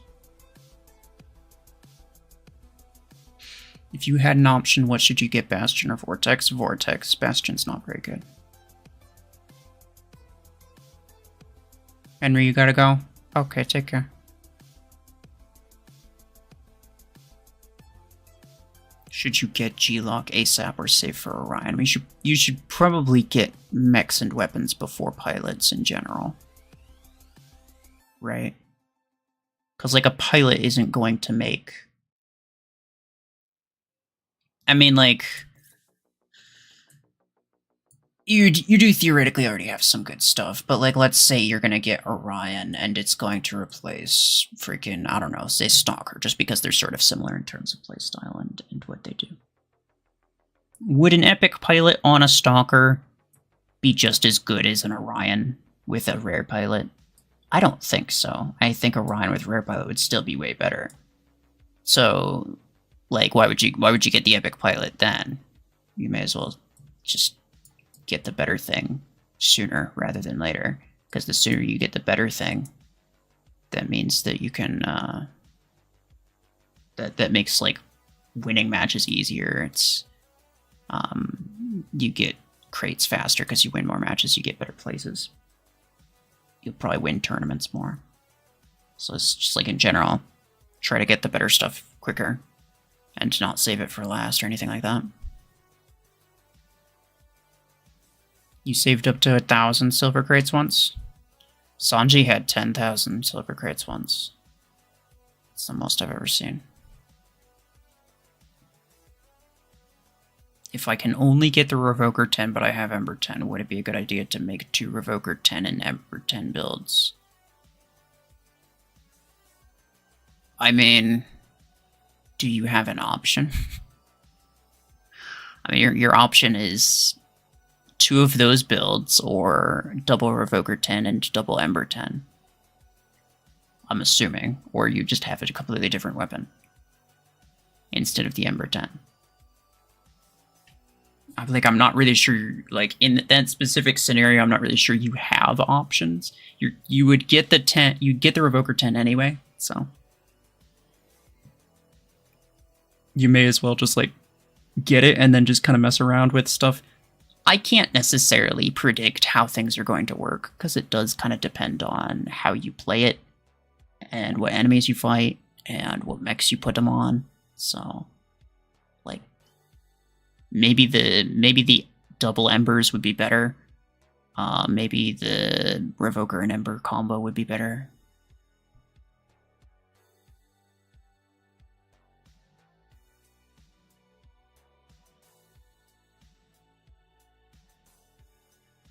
You're gonna grab some food? Okay.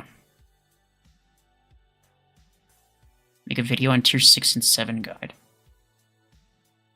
Yeah, I need to figure out a way to update the free-to-play Gear Hub guide that I already made. I really don't want to have to keep making a new one every time something new comes out, because I know that people just, like, every time something new comes out, it's like, Particle Beam. Well, should I get Particle Beam instead of the topmost meta weapon? Because it's new, it must be OP. But, yeah, so I don't want to keep making new ones. I've already made way too many tier list videos. I get a lot of... The number of comments that I get on the old tier list videos from people who are watching them when they're not really relevant anymore is, like... It's kind of unfortunate. But that's just what happens, right? It's a good video idea, but it's not the sort of thing that you want to keep making over and over again.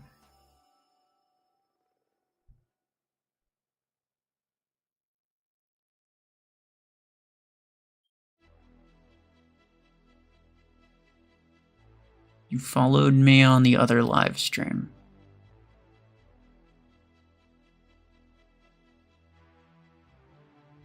Okay.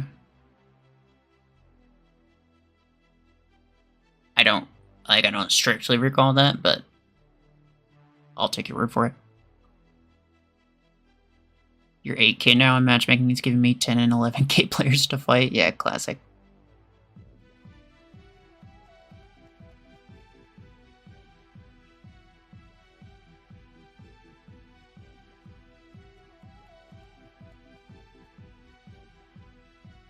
Which weapons are best for Surge or Revoker?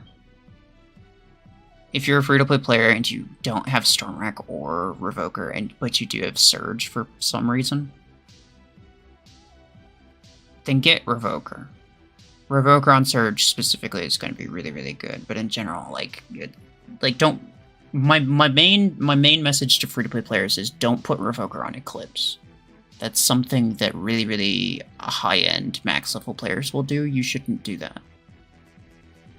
even on my main account, which is not free to play, when I had, like, when I would fight enemies that had, like, way stronger mods than myself, I really couldn't use Revoker Eclipse. I mean, I didn't use Revoker Eclipse competitively anyway, because I just don't really like it, but in general, I would always use Minigun because it has better range.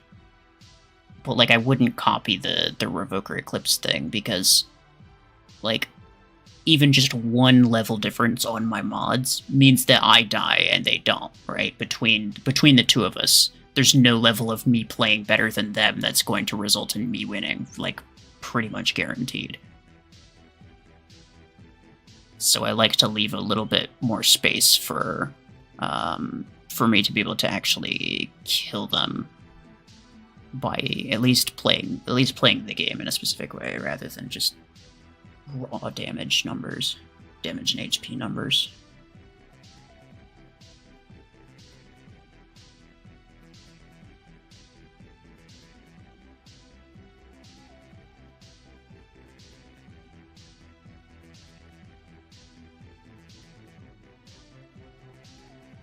Your opinion is not prophecy, and I know this because you can't even spell prophecy correctly. So shut your mouth. You're using Revoker Eclipse right now, though? Okay. Well, you should probably stop doing that.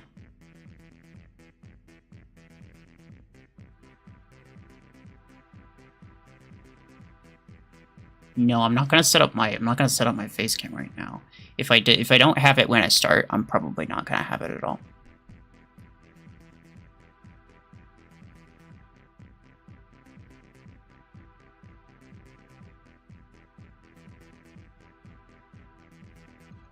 Do you like Mech Arena 3.0 design or 2.0 or 1.0? I'm not really sure what the difference between those are. Like, I don't know exactly what you're referring to.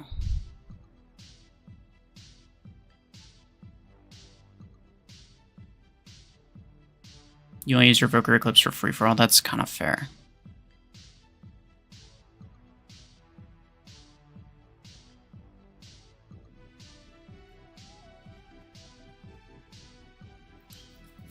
Now that Revoker 16 is in Tier 8, is it worth progressing faster? Well, what would you do with Revoker 16? I made a comparison video that basically showed that Revoker 16 and 8, if you wanted to make 2 Revoker builds, which you really shouldn't go more than 2. If you're thinking about making 3 Revoker builds, just don't. But if you want 2, then arguably it's better to use 2 12s on one and then 2 10s on the other, and not worry about the 16 at all. Do the questions have to be about Mech Arena? Not necessarily, but I also don't necessarily have to answer them. So, you know, just keep in mind, I'm not contractually obligated to answer anything that you ask. Fight Platinum LTA. It's been a while since I did that. I don't plan on joining competitive tournaments really anymore, so at least not regularly. I might as like a substitute.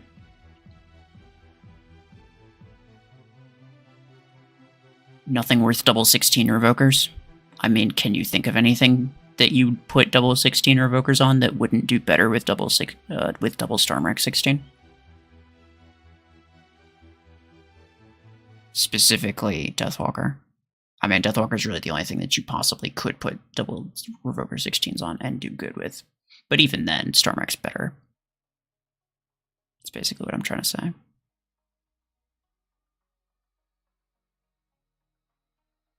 Personal favorite mecha weapon build? I don't really have one. It's just... I kind of just like have fun with different stuff at different times. Depends on my mood.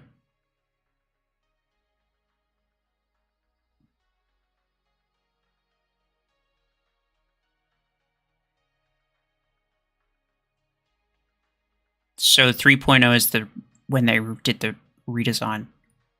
I personally really like the redesign. I think this version of Guardian looks fantastic. I mean, the Zephyr was whatever. The Ares is kind of whatever. The Aegis looks good, but I have this skin on it, so yeah. The Zephyr one was bad. The Redeemer was basically the same. But there were some other ones that look really good. Overall, I like the redesign.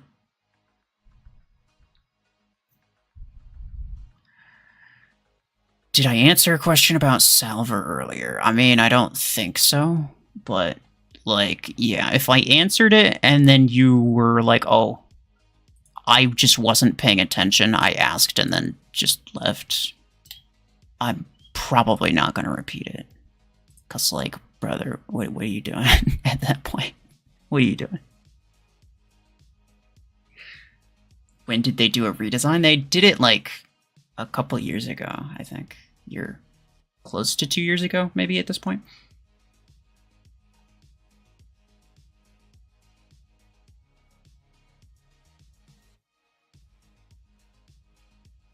If you got Salver, should you replace it with one of your recommended free-to-play?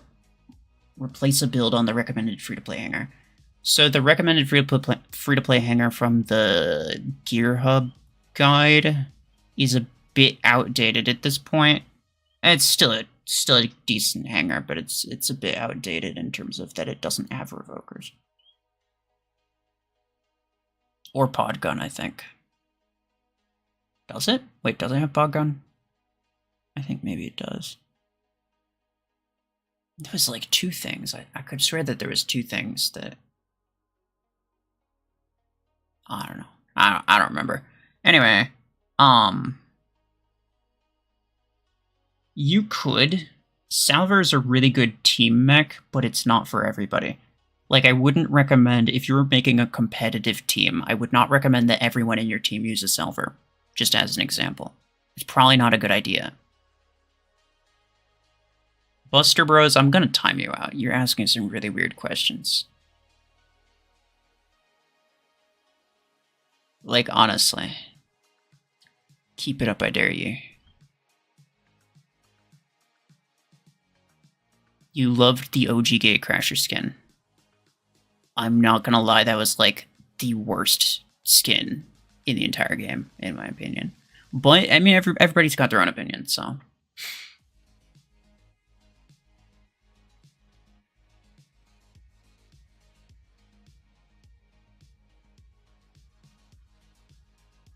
You're asking how you play it optimally, you want to support in clan because they're semi-competitive.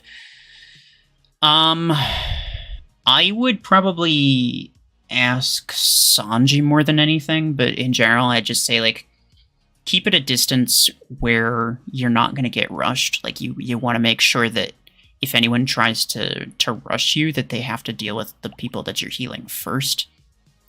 Primarily, try to heal allies that can actually survive a while, and not ones that are going to just immediately die anyway.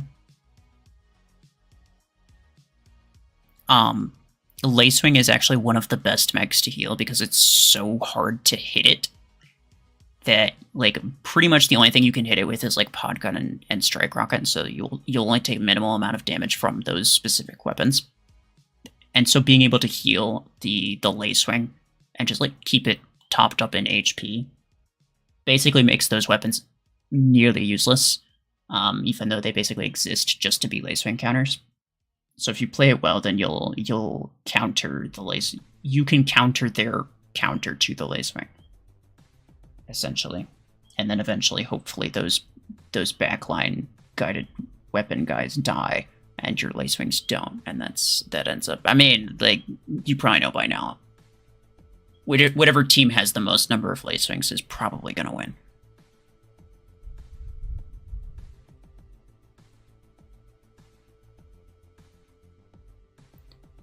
When am I going to stream next? I don't know. I thought you said you had to go. Like 30 minutes ago.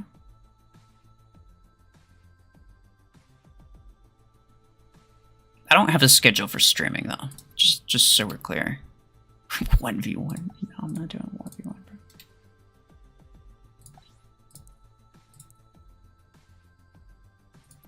Sure.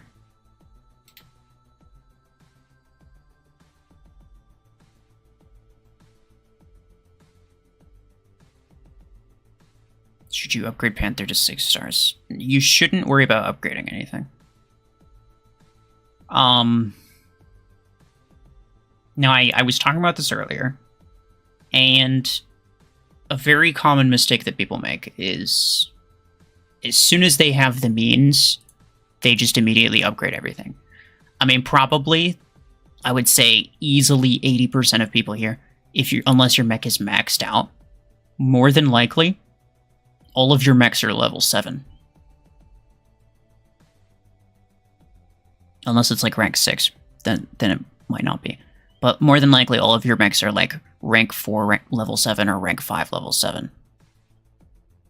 But they really shouldn't be. I mean, my Redeemer, level 1. My Ares, level 1. My Zephyr, level 1. My Guardian, level 2. I think I spent credits on it just to complete like a spend credits task a while back. Like, I don't spend credits on upgrading stuff, especially stuff like Guardian, Ares, even Zephyr, stuff that you're not going to use long term, really. But even if you are going to use it long term, like even like Aegis, I only have it at level 4 because I don't really plan on ranking it up anytime soon, really, because it's expensive to rank stuff up. And I could spend those credits much more effectively. I spend those credits and those A-coins much more effectively buying stuff to then use in this hangar to make a better hangar just in general, as opposed to upgrading the stuff that I have. You end up wasting a lot more credits than you think you do. I mean, like I said before, even just upgrading Zephyr or any epic mech, really, any epic mech or weapon, from level 1 to level 7 at rank 4, 250,000 credits, a little over, I think. But basically 250,000 credits that you could have right now if you didn't upgrade it, but you did upgrade it. And most people do upgrade it because most people just spend all of their credits as soon as they can afford anything. They just immediately spend it. And you shouldn't do that. You shouldn't be worrying about upgrades until you actually have a hangar that's worth upgrading.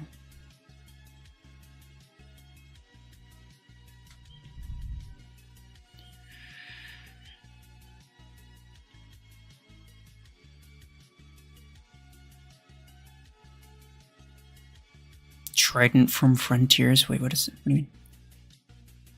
What about Salver with Mortar? Mortar weapons aren't great, and they're at most you have a 16 anyway.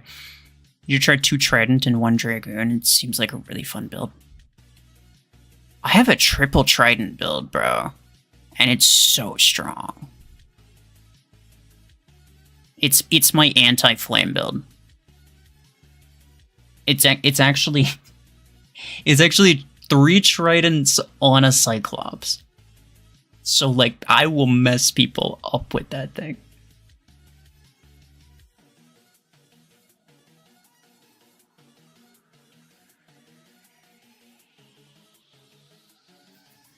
Don't pressure Scape into making videos. He can do what he wants. Mighty Monster, you gotta go? Alright, no worries. Take care. 3 missile builds good to have, or too many missiles?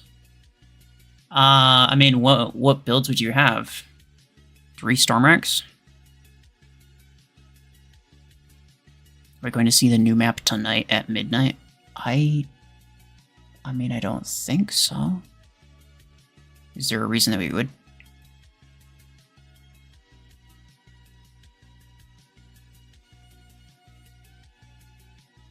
DJ Coder, hello. How are you?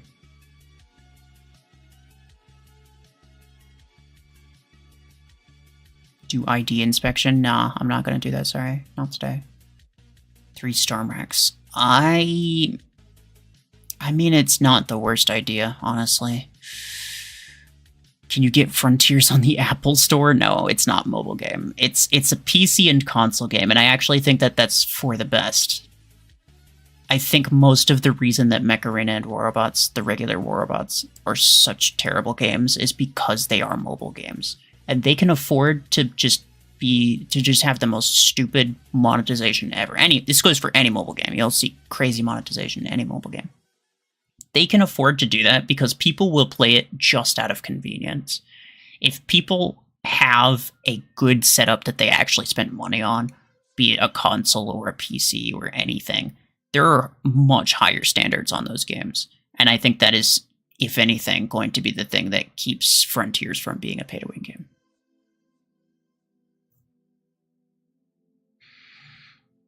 Buster Bros, you just keep saying gay to try to get a reaction out of somebody. And it's really pathetic, actually. So I'm gonna time you out. I'm gonna ban you, like, permanently. So no giveaways or anything. You won't be able to comment ever. I'm gonna ban you permanently if you keep going. Because I know what you're trying to do. Like, I really don't care what anybody's thoughts on it are. But it's just the fact that he's trying specifically to get it, to incite a reaction from somebody. It's annoying. Mech Arena VR could change everything. I have not, like, VR is... do people still play VR games? That was like the new big thing for a while, but then people just kind of realized it's like, it's kind of inconvenient. Like, people do kind of prefer to just sort of chill. Just be able to sit down at their computer as opposed to having to, like, physically move around all the time.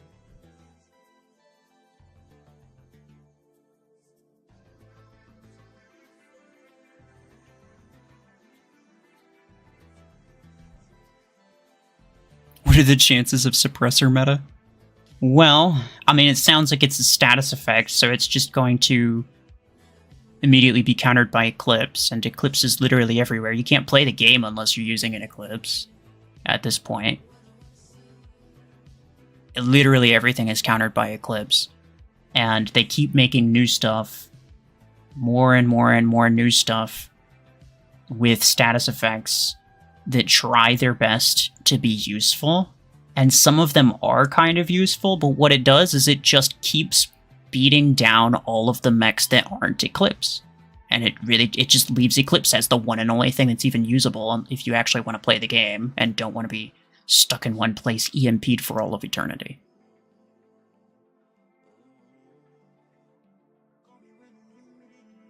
It's shaky and kind of hurts the eyes, yeah, fair enough. I don't own a VR set, but I've tried it, so. Close to Scape's bedtime, so gotta go. Alright. No worries. Thank you for being here. Have a good night, Scape.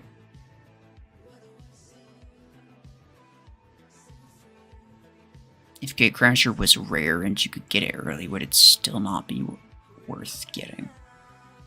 No, it'd probably be worth getting. I mean, I guess it depends, because they'd have to nerf the stats a bit. So it kind of depends on how much they nerf the stats by. But in general, like, I mean, between the two, actually, Onyx is better than Gatecrasher between the two.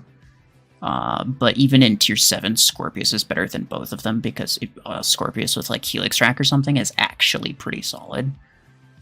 You can just be constantly spamming missiles. It's kind of wild. But yeah, the big thing is just how expensive it is, really. Like, all of these mechs could be better, or could be worth getting if they were less expensive, but I mean, in general. I mean, some people immediately go to, like, oh, we should rebalance the mech and change the rarity and try to rebalance it in a way to where it'll fit the rarity because it's not good enough to fit the legendary category. My argument is, why don't you just rebalance it to where it fits the legendary category? Like, it's already here. Why not? Like, and you're already planning on, like, you're already talking about rebalancing it. Why not just make it a buff instead of a nerf? I don't understand. There's no reason to, like, constantly shift things between rarities like that.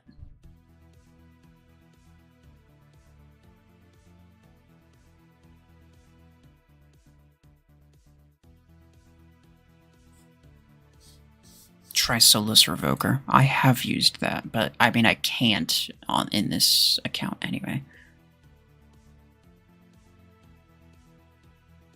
Onyx and Gatecrasher are both free to play. Yes, but they cost as much as like Surge and Eclipse. So like, why would you do that? And Nomad. It's like, why would you get them and not like Nomad?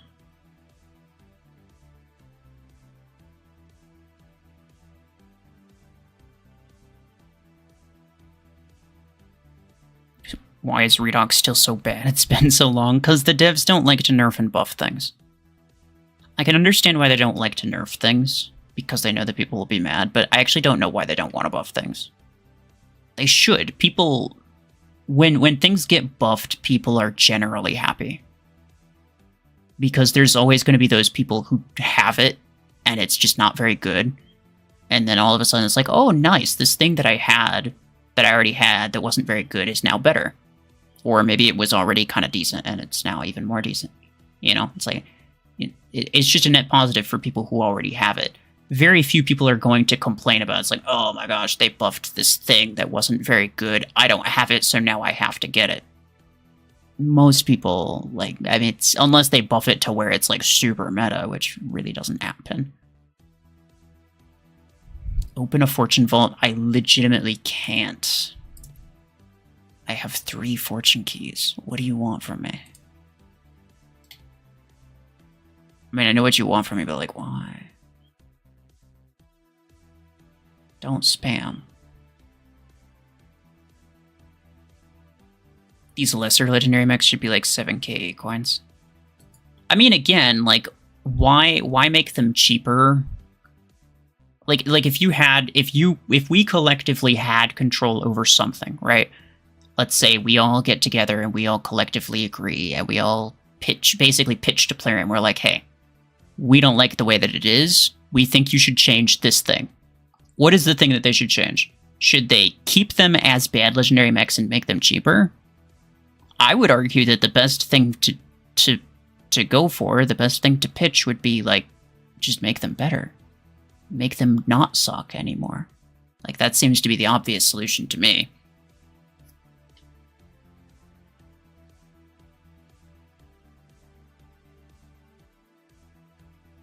How would Revoker or Stormwreck get a nerf without a damage reduction? I mean, their goal is to primarily just release new makes and weapons that compete with them. That's what they wanted Parasite to be. Parasite's basically turns your damage output against you. And that was supposed to be a counter to Revoker. I mean, they didn't say that outright, but in the interview that I had with Pasha, they said that they wanted to make a natural counter to Revoker. And that is kind of what Parasite seems to be, so I'm gonna make that assumption.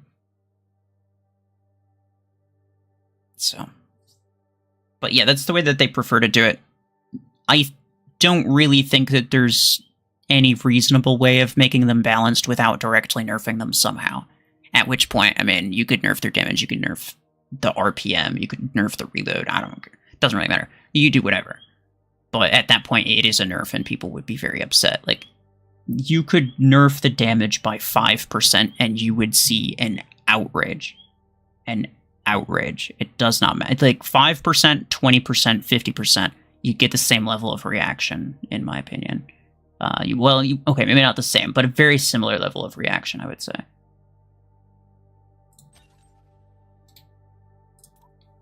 I still need to... Okay, I mean, I'm kind of close to that, so I may as well. Are you happy for Revoker in the Gear Hub? I mean, I guess it's fine. Like, it doesn't make me ecstatic. It doesn't really change the pay to win. I mean, free-to-play players can't use Revokers. They're still going to lose to enemy Revokers unless they have strong mods. Free-to-play players can't get mods. What is it that Revoker is specifically good against? Mods. Right? So, like, there's really... In terms of free-to-play, there's really no difference. What free-to-play players need mostly is mod parts and not Revokers.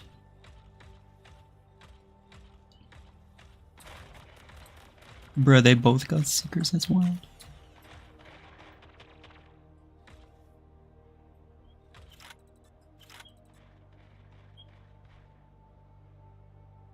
Don't do it.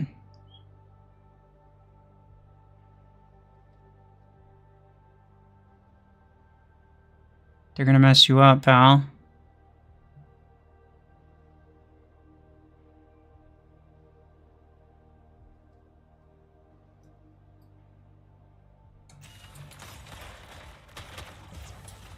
These guys are they in the same clan? No. I did kill one of them, though.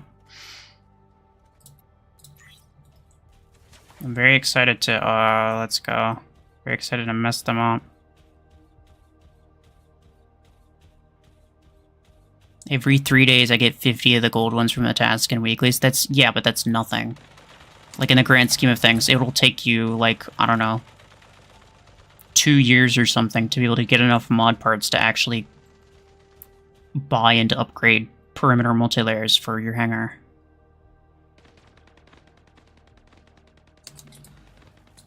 Especially to a degree where you could compete with pay-to-win players.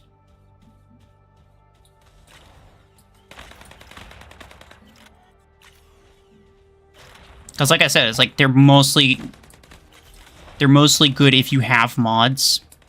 And they're very good at killing enemies who have mods. Right? So you need to have mods for them to be good. And the paying player is always going to have better mods than the free-to-play player.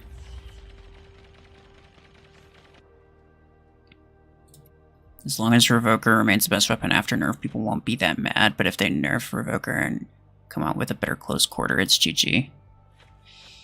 Yeah, well, I mean, the whole point of a nerf is to shake up the meta, which is unfortunate because it seems like the only way people are okay with a nerf is so long as it keeps the meta the exact same.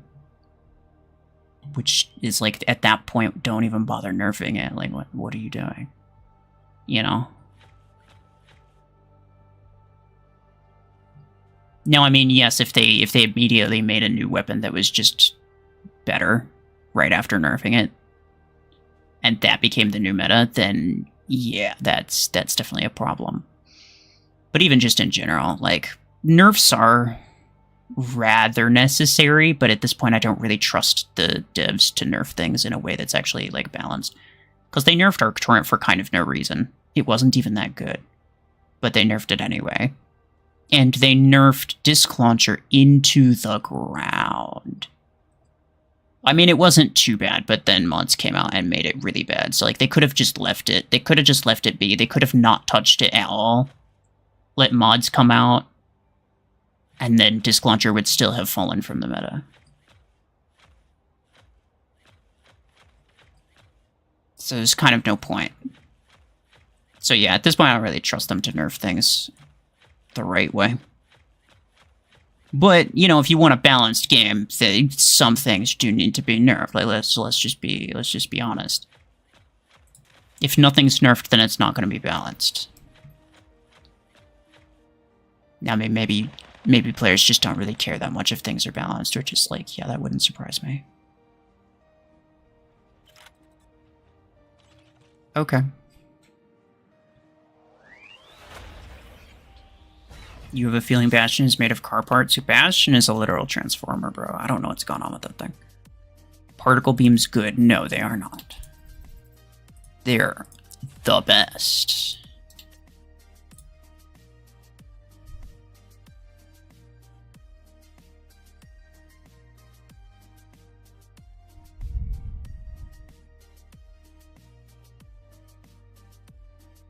Basically, it's better to skip Revokers and just go for more further range things to stay away from pay-to-win Revokers.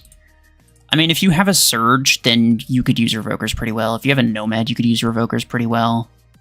There's really no other mech that I can think of that a free-to-play player would have that would be specifically good with Revoker and would be able to beat out enemies who have it. Like, you should just, like, focus on Stormwrack. Stormwrack is going to be a much better weapon for you.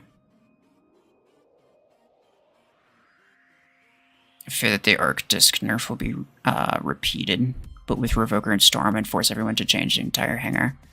Maybe. It would certainly be interesting.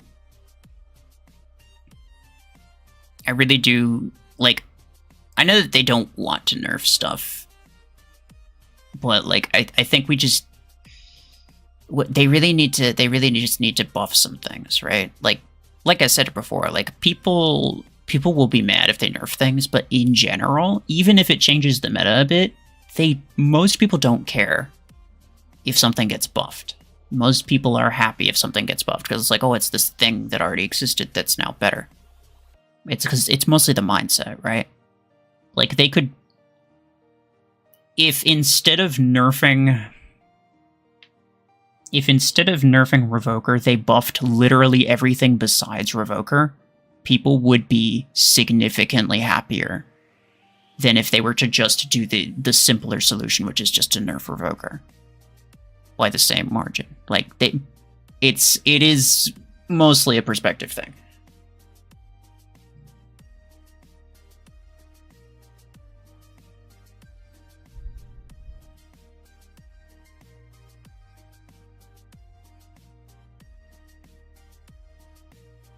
I have no idea when the next credit event create's going to be. I don't know how I would know.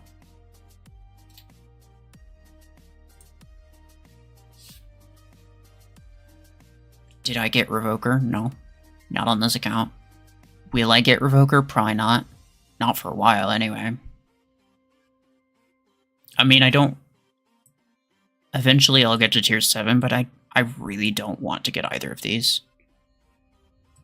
Those would be the mechs that would be best with Revoker. I don't want to get them. I think they're lame. So, I probably won't get them for a very long time, if at all.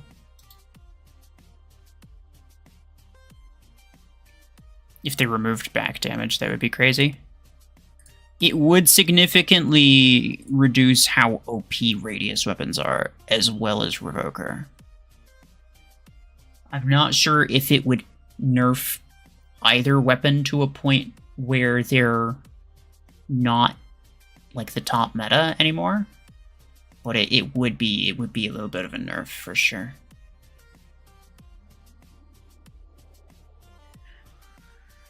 But they probably won't do that because like that's basically the only reason that Galvanical exists, right?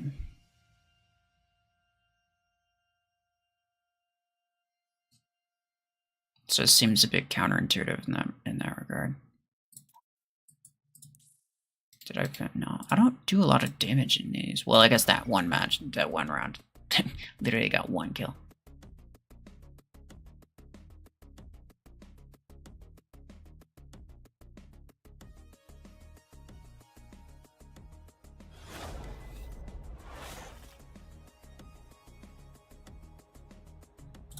I mean, theoretically, they could remove it because Galvanical also negates like other additional sources of damage. But yeah, I feel like back damage is one of the main sources of additional damage. So to me, it seems unlikely, not impossible, but unlikely anyway. Hi there.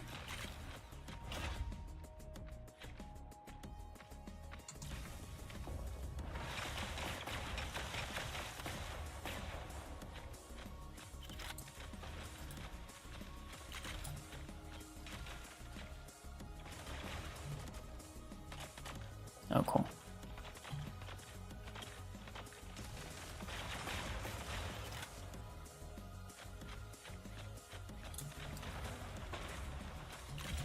Bye? He was very oblivious.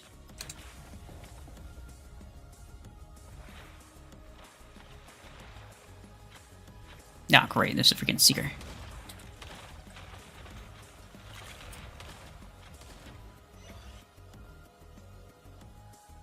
Bro, this guy.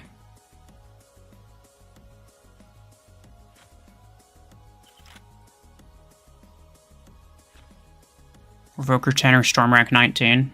Go for Stormrack 19. It's pretty cool. It's my favorite energy capacity. You're cooked, I'm sorry, dude. I wasted my Stormrack, kinda.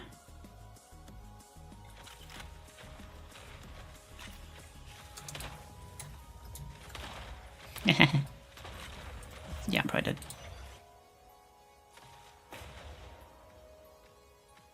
He can, yeah. He's free to speak here. I didn't ban him. What if he starts being annoying? I will. Hey, let's go. Got that seeker. Alright. I think I might start with this, actually.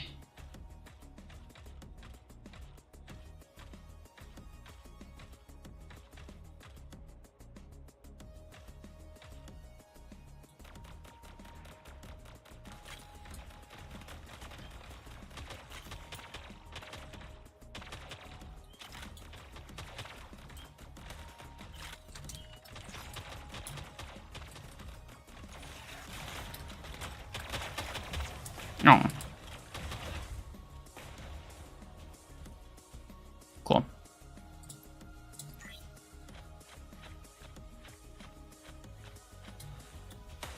No.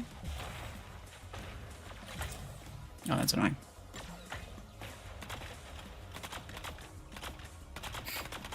This guy.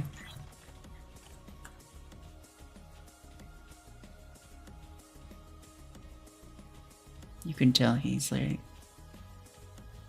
oh my gosh, I'm so cool. Oh, well, I died. There's some single stasis speed. Oh, you're so dead, bro.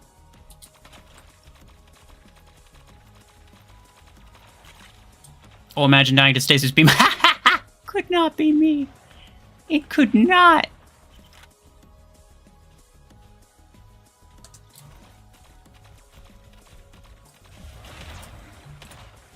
That's crazy.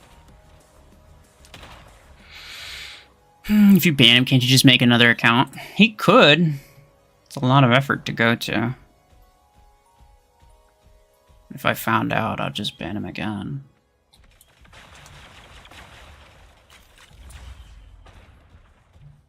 Okay.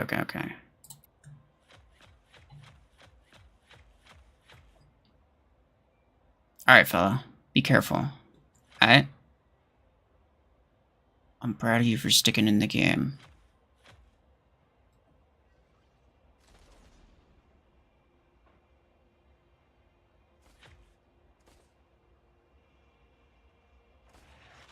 I was gonna say, this guy's got no self-control. He's absolutely gonna go for it. I can tell.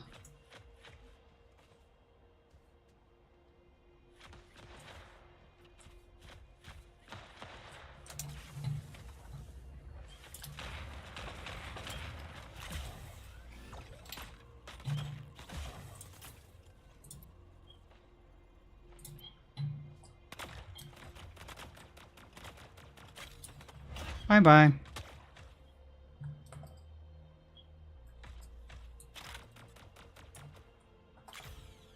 Now he's gonna go with the secret. That's really sad for you.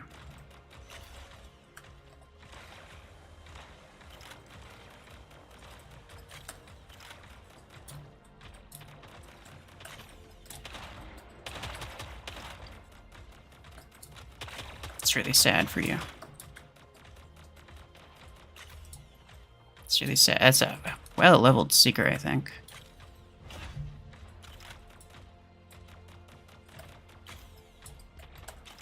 Okay, cool.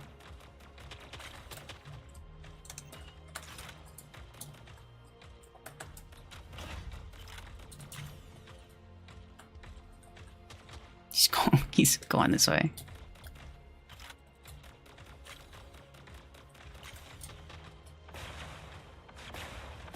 Don't die, fella. Good job. I'm very proud of you.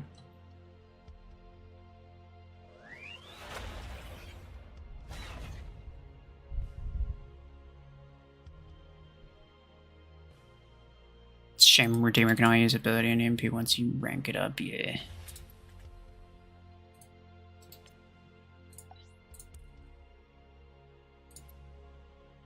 Oof. 12k hanger. Or 12k inventory power, I should say. 3,300. Imagine paying for that much meta stuff.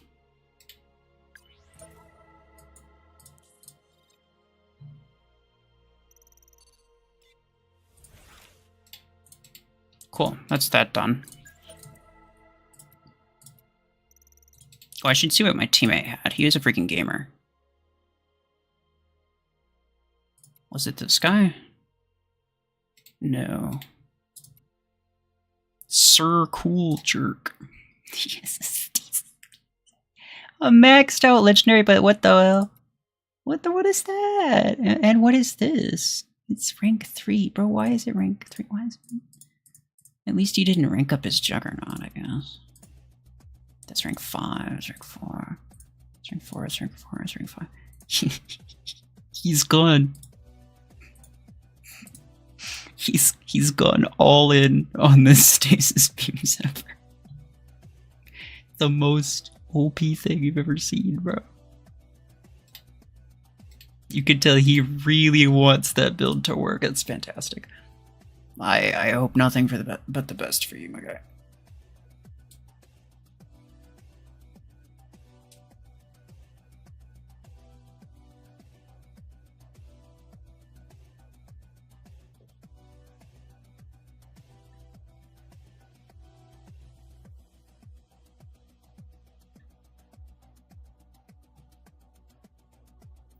Guys, just ignore him if he's being annoying, okay?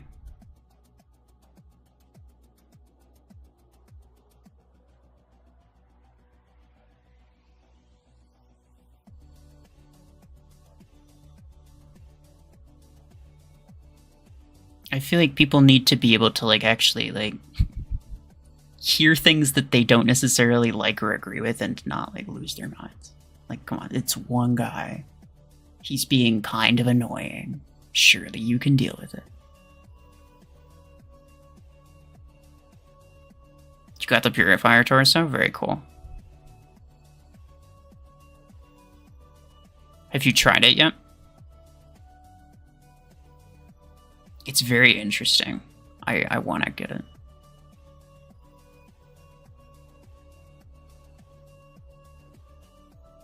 Disruptor 6 worth getting? Nah, probably not. I mean, it's just better 6 energy weapons to go for anyway. Is Ember worth getting now that Revoker's free to play? I mean... probably not. You might still get, like, the Ember 6 or something, just because... that you can get that pretty early. Maybe even get the Ember 8. Just because it's pretty cheap and it's pretty good. Like, as of right now, like, I have just a random Epic 8 energy weapon. I could put on, like, the Revoker 6 or something on Zephyr, and then the Ember 8's on Guardian. I'd probably be better for it. Or, like, my hanger would probably be better for it. So. Does it boost your damage too? Yes, it does. It does, and it's really cool.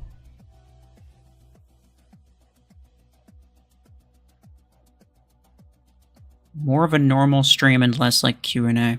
Well, that's because most of the time I get a lot of random questions on my normal streams. So it's not much different there. Who should I ignore? Anyone that's worth ignoring. That's up to you. Some questions are questionable. Yeah. I mean, I'm not guaranteed to answer. You can ask whatever you want, but I'm not necessarily going to answer everything.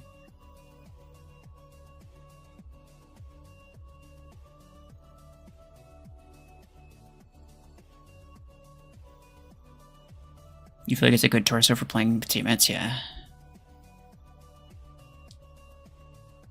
Wait, I didn't see. Did you...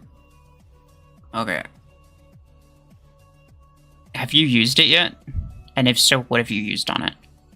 Because, well, I think you need the Siren Shoulders, which is unfortunate, but you can make a triple Thunder build on that, and I swear it like 2 taps Titans. I'm not even kidding.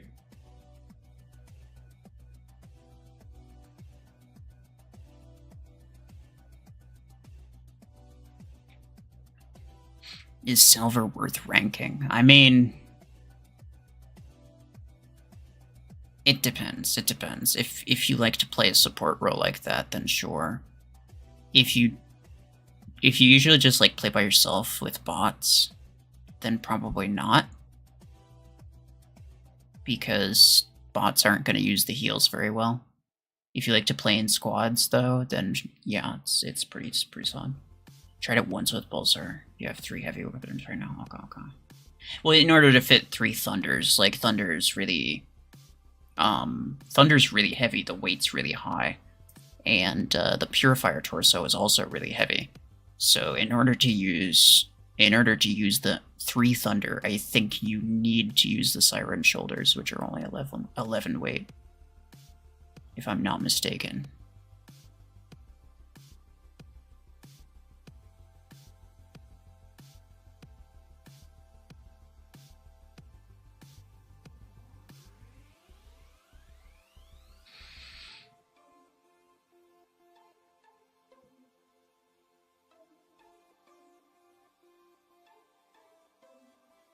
Wouldn't I be able to actively use the heal while being shot at to survive? Yes, but it doesn't heal you very much. So whatever amount you heal your teammates by, you get healed by like 30% of that. So it's like 3 times less effective on yourself.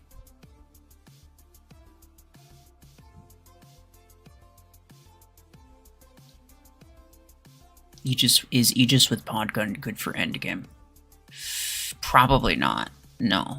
I mean, you could use it. You could use it in like a 10k hanger and do pretty good with it. I mean, you're not gonna beat meta builds with it, but you could do pretty good with it. Is minigun an endgame weapon? Yes.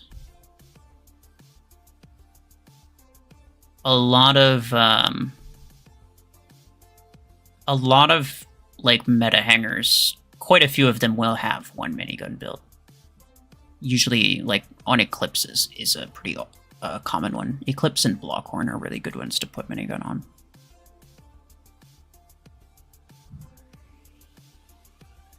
Did you do the Crate Russian Revoker? No, I don't have the Acorns for it.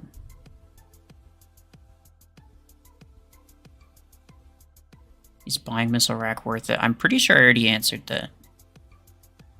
I don't remember if it was you that asked it or not. But I'm pretty sure I already answered that a while back. There's kind of no reason to get Missile Rack if you can get Storm Rack.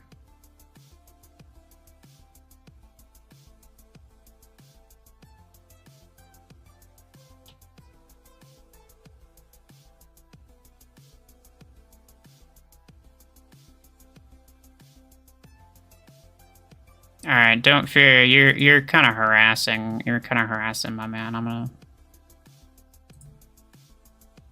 You're banned. Everybody's happy about it, by the way. There's not a single person in the chat who's like actually genuinely upset about you being gone. So maybe in the future for other channels, don't be annoying. Stop harassing people. Leave them be. If they're ignoring you, it's because they don't like you. Or you just said something that's weird.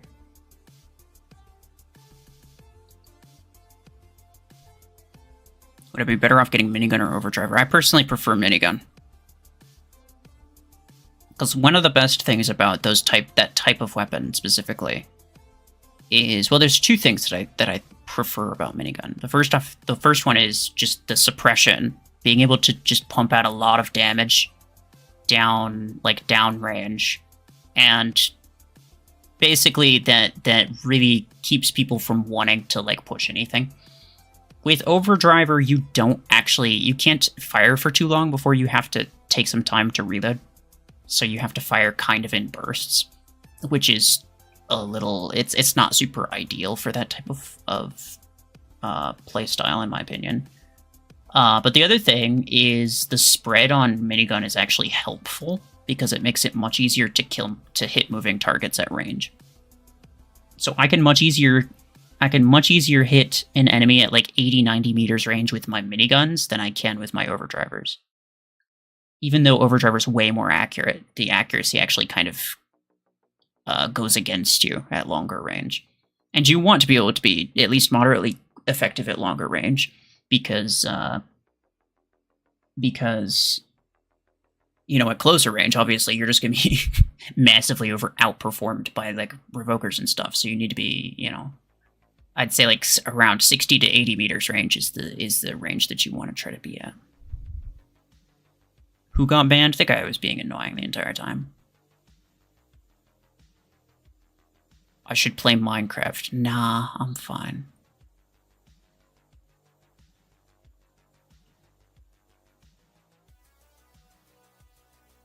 Don't Fear got banned? Yeah, he got banned.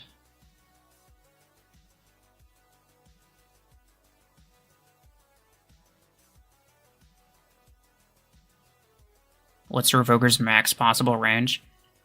60 with the range implant. Very few people use the range implant, but even if they did, it's pretty difficult to actually, like, reliably hit moving targets at 60 meters with a Revoker.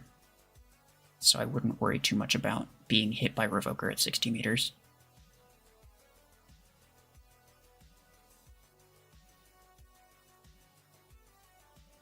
Choose through mods, heavy sustained damage. Exactly, yeah.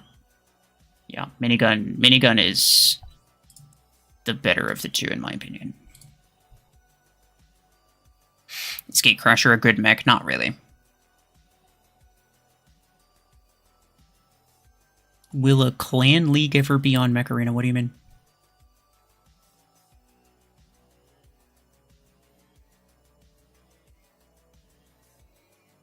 Do you have a video about minigun Eclipse versus Revoker Eclipse? I don't.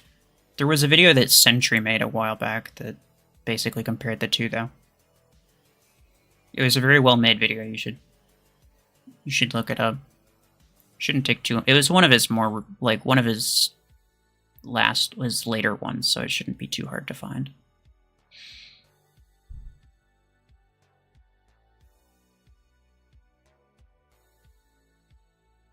You have Eclipse and want to get Surge, but now you're thinking about Minigun. I mean, you should probably get the OP mechs first, to be honest. Minigun is really good, but it's probably one of the last things you should worry about.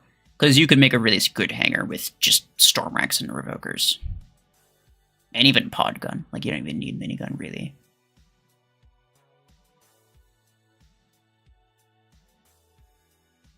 Can you request devs to start something like Clan Wars to make the game more interesting?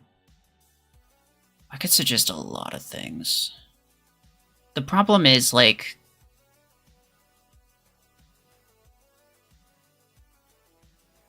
I mean, I have to kind of, like, just decide, okay, like, what do I want to suggest? One thing that I always make sure of is that I don't just suggest things for the sake of suggesting things, right? Like, I always, if I have something in the back of my mind that I'm like, I think this would be a good idea for the game, I think about it. I kind of, like, I think about all the nuances to the thing that I'm doing, to the thing that I'm thinking about.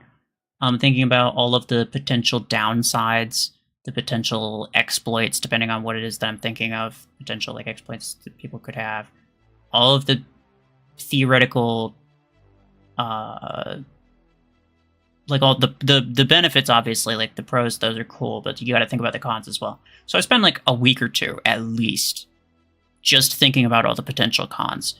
I've had a lot of ideas. I've had a lot of ideas for different things that the devs could do. Most of them don't make it past that stage.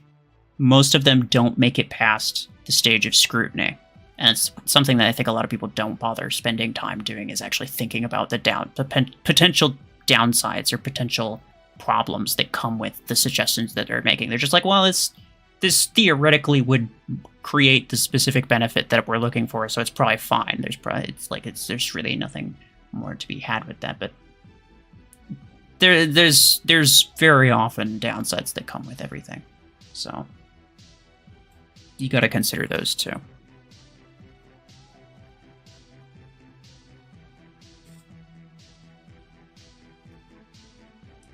But I have thoughts on basically everything, and yeah. I guess I could think about it and try to figure out. Because another thing that I don't want to do is I don't want to just be like, hey, I think you should do this, and then just leave it super abstract and let them figure out the rest, because there's like a 90% chance that they're not going to do it. even if they did actually forward the thing.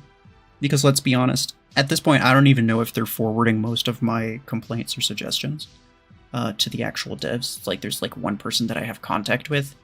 I don't think that they forward half of the stuff that I tell them, so. And there's not really much I can do about that. But I also just don't want to leave them with just like a... I don't want to just like leave them with a problem without a solution. And I don't want to make suggestions without making sure it's a good suggestion first off, and also offering some potential details, right?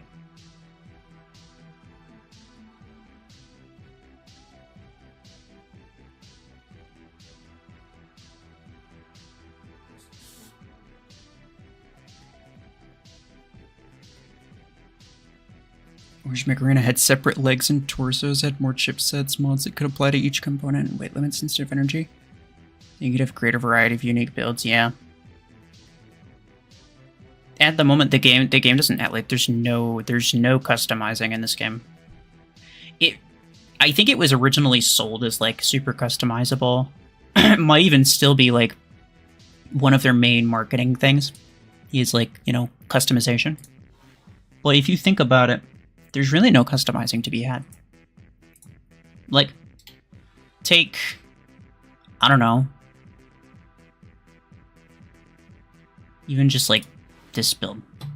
Like, there's only, like, maybe 2 or 3 weapons at my stage of the game that would even work good on Zephyr. Just in general. Like, most weapons are just completely not even worth thinking about, right? There's nothing I can do to Zephyr. There's nothing I can do with the pilot. There's nothing I could do with the mods, even if I had them unlocked. There's nothing I could change about anything that would make half of the available weapons even remotely useful on this mech, right? So just the mech itself limits the weapons down to like 2 or 3. And this applies to most mechs too. Most mechs are only good with like 2 or 3 different weapons. And then from there, once you pick a weapon, there's one set of mods that's going to be good. I mean, there's only one option, realistically, for most of these, but then in terms of this one, Perimeter Multilayer is just the best. There's, like, some nuance and argument to be made for other ones, but it's, like, in general, it's just Perimeter Multilayer is going to be the best one. And then the pilot, I mean, why choose between damage and range when you can take both, right? Like, that's kind of that's the pattern that we've been seeing with pilots and implants, is that a lot of them are having only like 2, like most weapons only have like 3 implants, but a lot of them even just have 2. So then it's like you don't even have to choose between implants. Even if you take you don't even have to make the choice. You have limited number of implant slots, but you just take everything. Take all the weapon implants, or at least all the good ones, because there's, you know, sometimes there's just one that just doesn't really do anything. You take all the weapon implants, and then you take a couple extra ability implants, because why not? Because you got space, right? That's not customization. That's just like, there's one set of implants that's going to do good. There's one set of mods that's going to do good. There's only like two or 3 different weapons that are going to do good. That's not customization. I have more customization on my skins than I do with the actual build.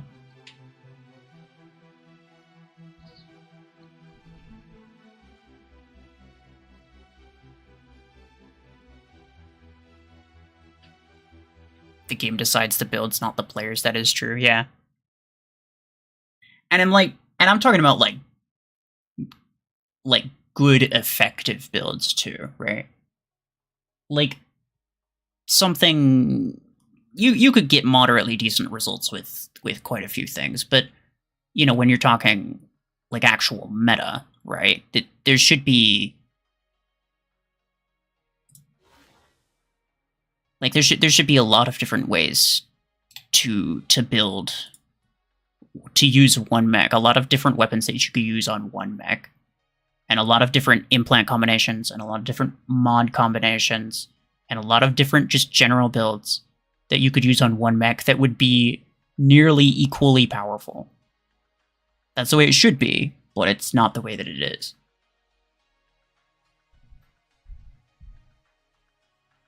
Podgun 10 or Graviton 10? I would go with Podgun, personally.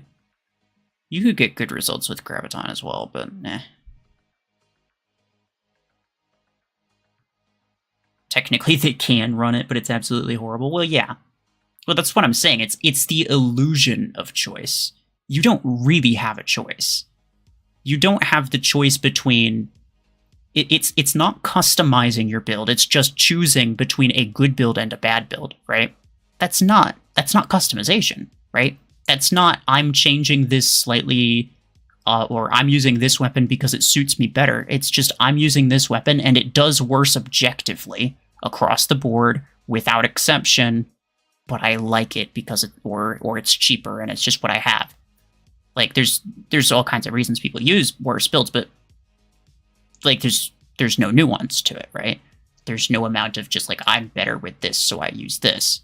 It's just, this is better and this is worse. And the better ones are, there's like 2 or 3 good builds, and then everything else is a bad build. And so that's one of the main problems that I have with like the structure of the game, just in general.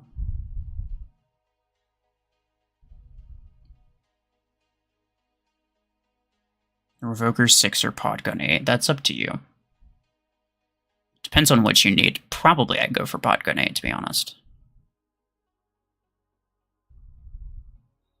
Or they could at least add materials to make variants of certain weapons. What do you mean? Do you think epic mods are better than legendary ones? No. Their effectiveness and the cost? Nah. Well, I mean, if you're asking if they're better, then objectively, no, they're not better. Are they worth getting? Some of them are worth getting. The canopy, if you're going to get a canopy, I'd say just go with the epic, because it's really only going to block one shot, like one projectile anyway. I would get canopy last, if at all. The galvanic hull, I would get the epic, because more than likely you're going to die before the 24% of your additional, like, of that additional protection. It's 24%. More than likely you're going to be dead before that's completely gone. This, you shouldn't skimp out. You should get the legendary. But this one especially get the legendary. If you spend on epic ones, you're really not doing yourself any favors. You should always get the legendary for the shield mod. You should always get perimeter multi-layer too, because it's the cheapest and the most effective. But this was the one that you should get first, and then go for hardened hull, and then get an epic galvanic, and then if you really want it, an epic canopy. That's the way that I would personally do things. Just like, maybe you could argue for like 1 or 2 exceptions to that, but for the most part, that's the way it goes.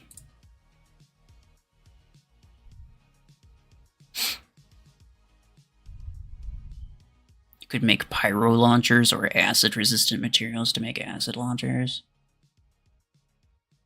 Interesting. So it sounds like you're just like giving specific perks to certain weapons.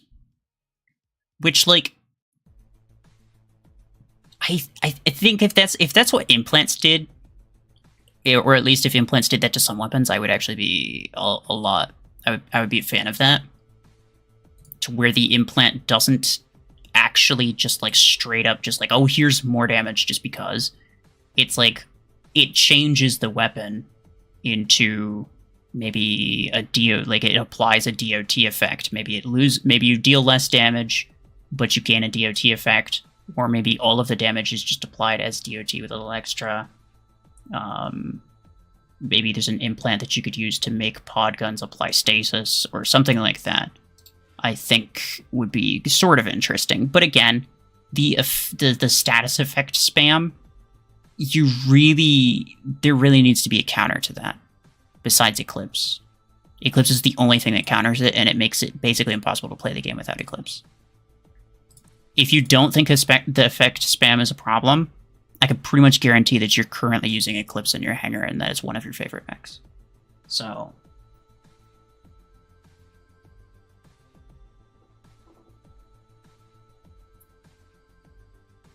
just in general, they really need to have something, whether it's a mod or an implant or just more mechs that actually like provide immunity to all of these status effects, or even that they just changed the status effects in general.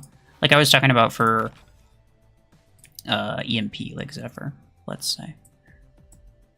If they made it so that, okay, they EMP somebody for 3 seconds, once the duration is over, there's an immunity period where that enemy cannot be EMP'd again for, like, let's say another 2 to 3 seconds. Maybe even 5 seconds, I don't care. Like, pick a number, doesn't matter. Nobody can EMP that enemy again for another 5 seconds. Something like that. That's what I think should happen. Like a short immunity period just to keep people from just like constantly spamming it on you over and over and over again. Now, maybe that shouldn't be the case with stasis because they're... well, I guess it could be the case with stasis, because even like stasis beam, that just like constantly keeps you in stasis, it doesn't constantly apply the stasis effect, it just keeps the stasis effect from being removed. It keeps applying... It keeps applying the stacks to a point where it doesn't stop applying it. So it's basically one long duration of stasis is what I'm saying, as opposed to just like tons of small durations. And so maybe they could do this. It would require some thought.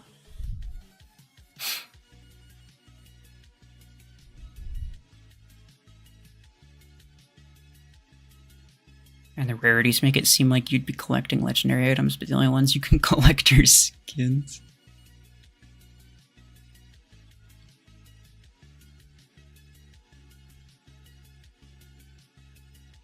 Devs are getting new mechs and weapons. We enjoyed it for some after, but in the end, it's the same game mode and it gets boring playing tournament or CPC.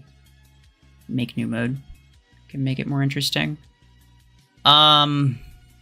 Yeah. I think part of it is the fact that people don't want to be forced to play tournament. It is a terrible, terrible game mode that very few people enjoy. But you have to if you want to get A coins, pretty much in like at all. So it's a game mode that you're forced to play even though you don't really want to. And I think that's kind of dumb. I think every match should get you some small amount of rewards, even if it's just like 1 A coin for being on the top of your team on a winning match. Like 1 A coin is fine. Like go ahead, cool.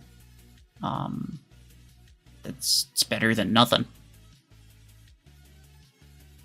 But they definitely need to fix the resource issue, especially A coins. The resource issue is like making it really hard for people to get stuff, way harder than it should be. And yeah, in terms of game modes, like there really aren't very many great ones, but it also is just kind of the fact that people are spending a lot of their time is spent on free-for-all and 5v5 when they don't actually want to play it. Because they have to, because it's like, oh, it's tournament. Oh, there's a tournament. I can't play CPC, I can't play anything else. I have to just grind the 5v5 tournament the entire day. Like, it's really annoying.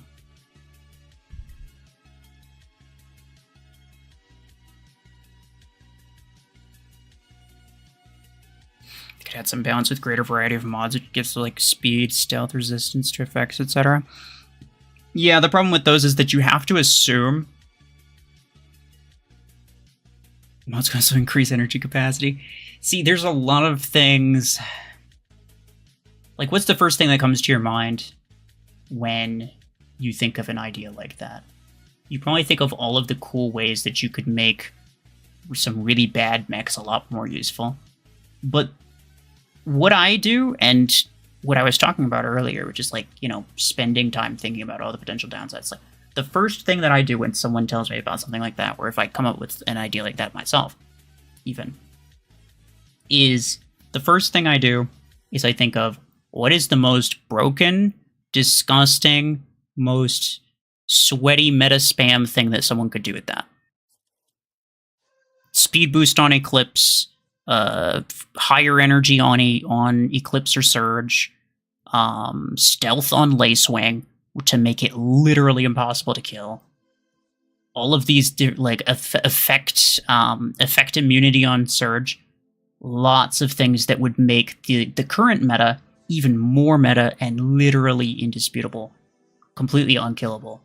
You could make other things better, but it would just make the current meta would be even more crazy.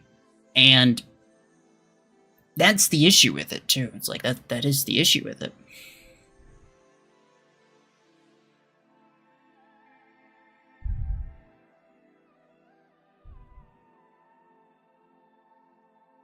You can't complain about Acorns if you don't play Tournament. There is a wild number of people who are like, I don't understand how you got so many Acorns. It takes me 17 months to save up 500 Acorns. And I'm like, well, do you play Tournament at all? And they're like, well, no. But it's like, okay. There's your problem.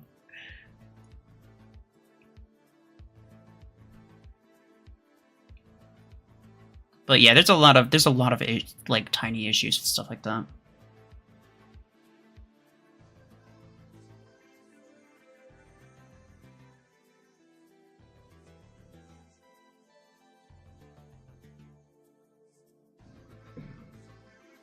Would you support making all 16 energy mechs 24 energy? No. No, I think the game needs more energy variation and not less. If you made them 20, then sure. Nerf some of the current 24 energy, like Surge and Eclipse. I think you could easily nerf those from 24 down to 20. That would be a good change, I think. I think there should be 5 different energy capacity, like 16, 20, 24, 28, and 32. That would give them a reason to make 14 energy weapons again. And then they can hopefully stop making 6 energy legendary weapons, because those were like the most pointless things I've ever heard of in my life. Like, why in the world? I don't think people... I mean, personally, if it's going to be a legendary weapon, right, you're going to call it a legendary weapon. I don't think you should have access to it in literally tier 4. Like, come on now. Come on now. You got rare mechs and you're already buying legendary weapons. Like, it's weird. I don't think it should be like that. I think, you straight forgot about Voltaic 14. What's the other 14? Fragment Gun, yeah, that's right. 14 energy weapons make sense. And I don't know why they get so much hate, to be honest. Like, it makes just as much sense as a 10 energy weapon. Like, come on now. 20 energy Tengu would slap. I see everybody theorizes about, like, oh, they just buff Tengu. I don't know why they would buff Tengu. It's already really good. As a rare mech, it's already really good. There's literally zero chance that they buff it. Would they probably make a legendary version of it at some point? Yeah, probably. But unless you're buffing some other rare mechs, aside from Arachnos, unless you're buffing some other rare mechs, I don't really see much of a point. Revoker Great Rush. Oh yeah, I saw that. It's pretty good. It's very solid. I mean, they're all rank 3. So, like, maybe don't bother with it unless you're... maybe, like, around my SP, like 3000 SP. I think a rank 3 Revoker would still work really well at this SP, so I wouldn't have a problem with it. But if you're higher, it might just be better to just buy the ones with credits, to be honest. Although, I think... you might even be able to buy, like, the 6 and the 10 for credits. And then they'd just be out of the pool, and you'd have a greater chance of getting the other ones. So there is that. It might be worth to get the 6 and the 10 with credits first, to be fair.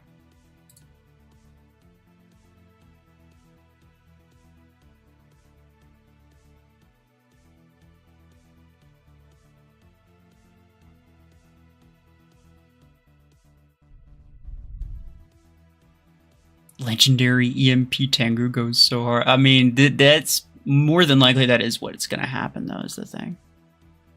Like, it being completely honest. Platinum LTA versus Cax. Who do you think is gonna win and why? Better question, why do you think it would even be close?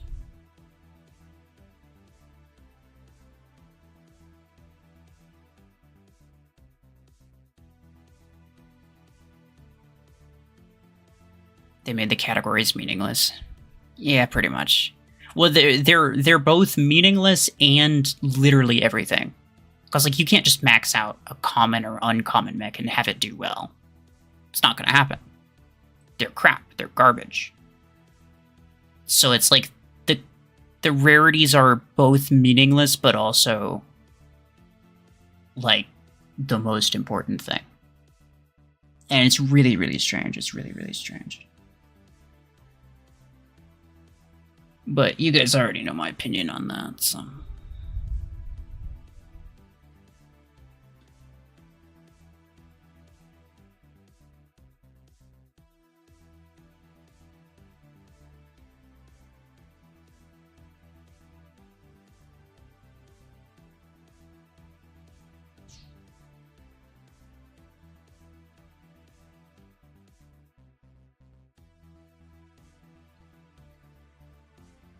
Should you rank up your Eclipse to 4 stars or Hemlock to 4 stars? Please stop spamming that, dude.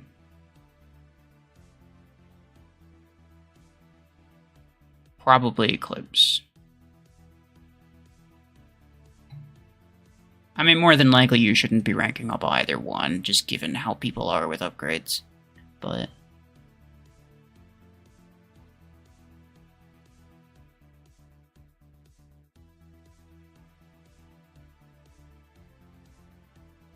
should you rank up your Stalker? No. Don't rank up anything. Don't rank up any rare mech. And honestly, don't even rank up any epic mech. Not for a while. Not until you have a good hangar with legendary stuff set up. I haven't ranked up anything in here. I've barely upgraded anything in this hangar. That's why I have so much more credits than anybody else.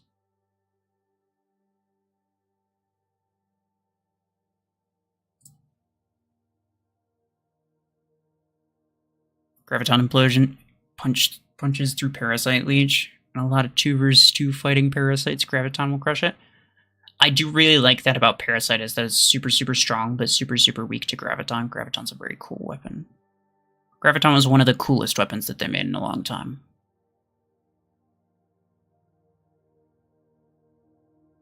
Tetra Rifle, too. I like Tetra Rifle. What other weapons are like? They're so lame, bro. They're so lame. Like... freaking Hornet? Like, what is that? That thing's garbage, first off. And it's just like, it just applies a tiny bit of DOT. It's like, what is that even for? Why do you even bother with it? Like, why? Just remove the DOT entirely at that point. Like, it's barely even there. Freaking Blast RPG, same deal, it's garbage. Super weird mechanics that are kind of just basically just exist for the sake of trying to make it unique. Stormrack or Revoker. Free-to-play players should prioritize Stormrack, I think.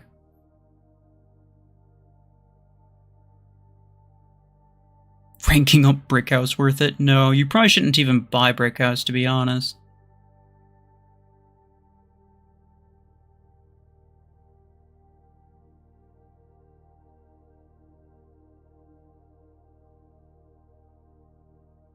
Closest mech to Legendary Paragon is Seeker. I disagree with that. Why do you think that that's true, by the way? Out of curiosity.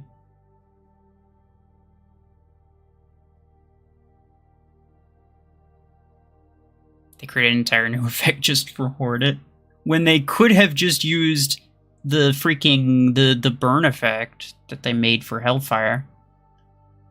It's like a big thing. It's like they're not reusing cool effects. I actually think people would be happier if they saw a weapon that applied corrosion like Redox does, as opposed to just some completely new status effect that does the exact same thing, but it's just called something different for no reason.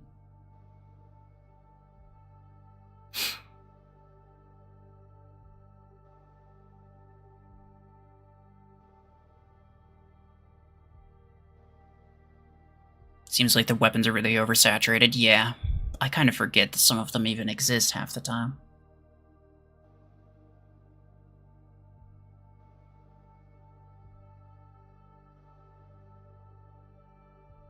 You're talking about it, Seeker is the closest to doing what Paragon wants to do, and what is that? Okay, you're being very, very vague. Like, I want a specific explanation. I have a completely different perspective, and I have a different mech that I'm thinking about that I think is basically the legendary Paragon. But I want to know why specifically you think it's Seeker, because that is weird.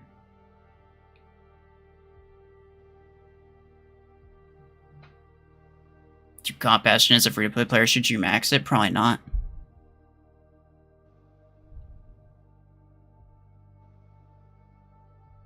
If I asked Paragon whether it would want to become Deathwalker, Vortex, and Seeker, I think I would choose Seeker. Those aren't the only 3 legendary mechs, though.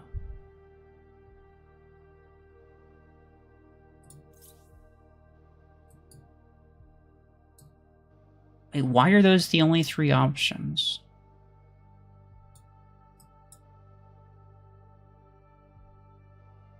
Like, what even makes it more of a Seeker than a Deathwalker, even? Could you even tell me? Its goal is to get close to things. Why? Why is Paragon's goal to get close to things?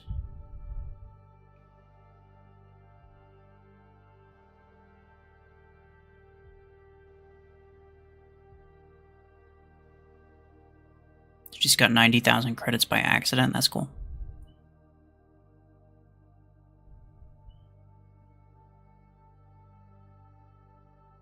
No, my argument is Mimicker is the legendary Paragon. Because Paragon, in general, as an early game mech, is supposed to just be a general jack of all trades, pretty good at everything. Moderate speed with the ability as well. Moderate speed, pretty good firepower, pretty decent HP. So it's just a jack of all trades, pretty good at everything, and that is what Mimicker does.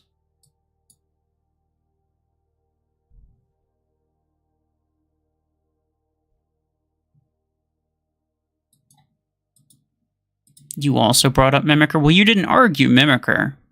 You argued Seeker. So don't flip it and be like, "Oh yeah, no, I was saying Mimicker the entire time." No, you weren't. You're saying Seeker. I still don't know why.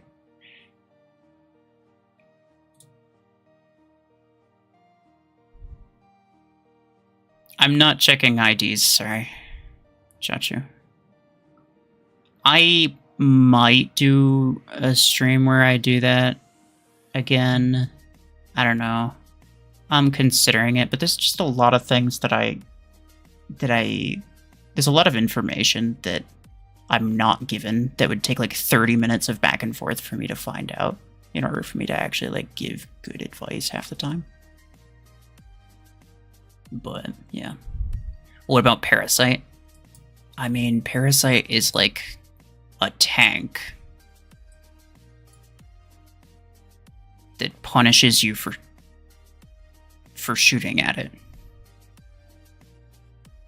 And the only other mech that like punishes you for shooting at it is Bastion.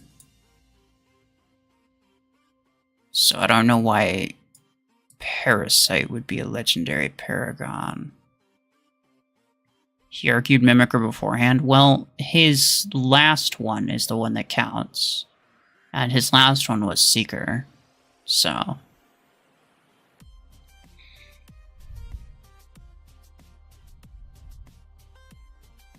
did anyone else get compensation? Yeah, I think everybody got compensation.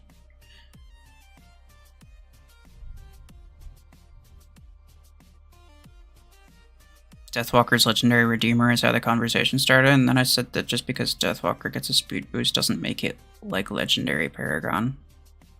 I mean, that's fair, yeah. I mean, you shouldn't think about it in terms of, like, specific things, right? Like, you're kind of like laser, it's kind of like laser focusing on the wrong thing. That's like me looking at Eclipse and being like, there's no common or uncommon mech. Or actually, even better, I'd look at Eclipse and be like, this mech keeps like prevents debuffs. It prevents status effects. So it's basically a legendary Tengu, because Tengu, when it jumps, also keeps it like it's also theoretically not supposed to be able to be EMP'd, or even just say like, oh, it's redeemed. It's like you're focusing on the wrong thing. No, it's a legendary Shadow, because the basics of Shadow are there along with extra stuff. So focusing on this, it's, I don't even know why I'm talking about this, bro. It's like the least important conversation I could be having right now.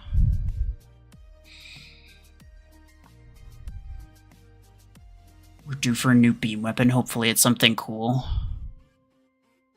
We've been due for a new beam weapon for a long time. The last one they made was Particle Beam, and it was terrible.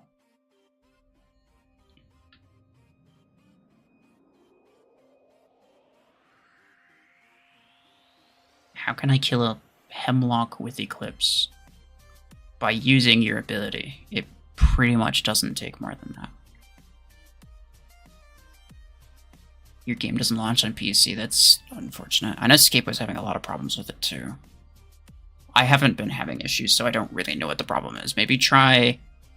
well, no, I think it's a problem that they're currently working on, so I don't really know if there's really anything that you can do.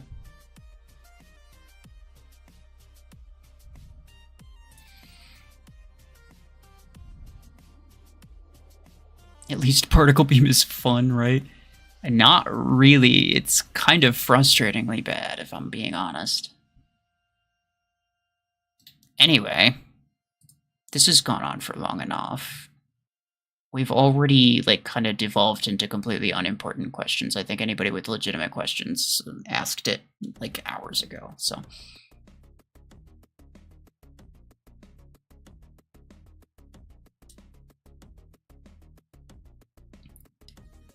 So, yeah. BMP, are you still here? Did you wanna play some Frontiers? I'm like half tempted to stream Frontiers on Twitch now.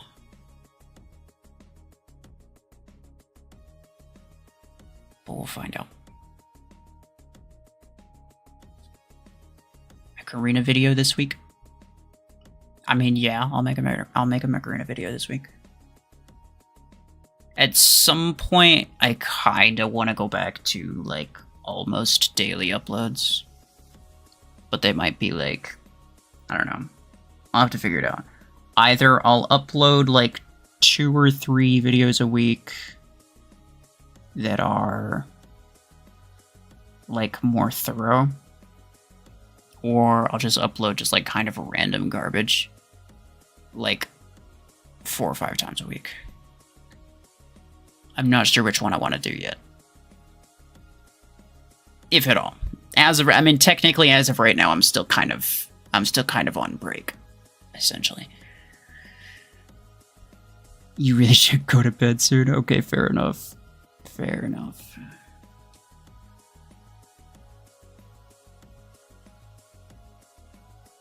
What do I do if my game doesn't load in the launcher? I have no idea what you can do about it. Try playing on mobile, I guess is the only thing I can think of.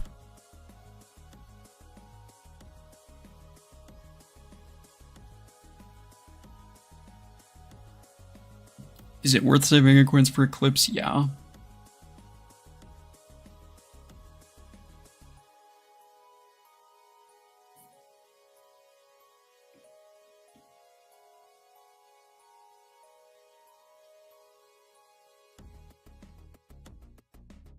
maybe go to Plarium support. Yeah, I think it's an issue that they already know about and they're already fixing it. But yeah, you may as well go to support and mention it just to be safe. You never know. But yeah, I am going to call it there, though. It has been a little while. It's been like 3 hours. So yeah. But yeah, I haven't done one of these in a while, and I kind of wanted to.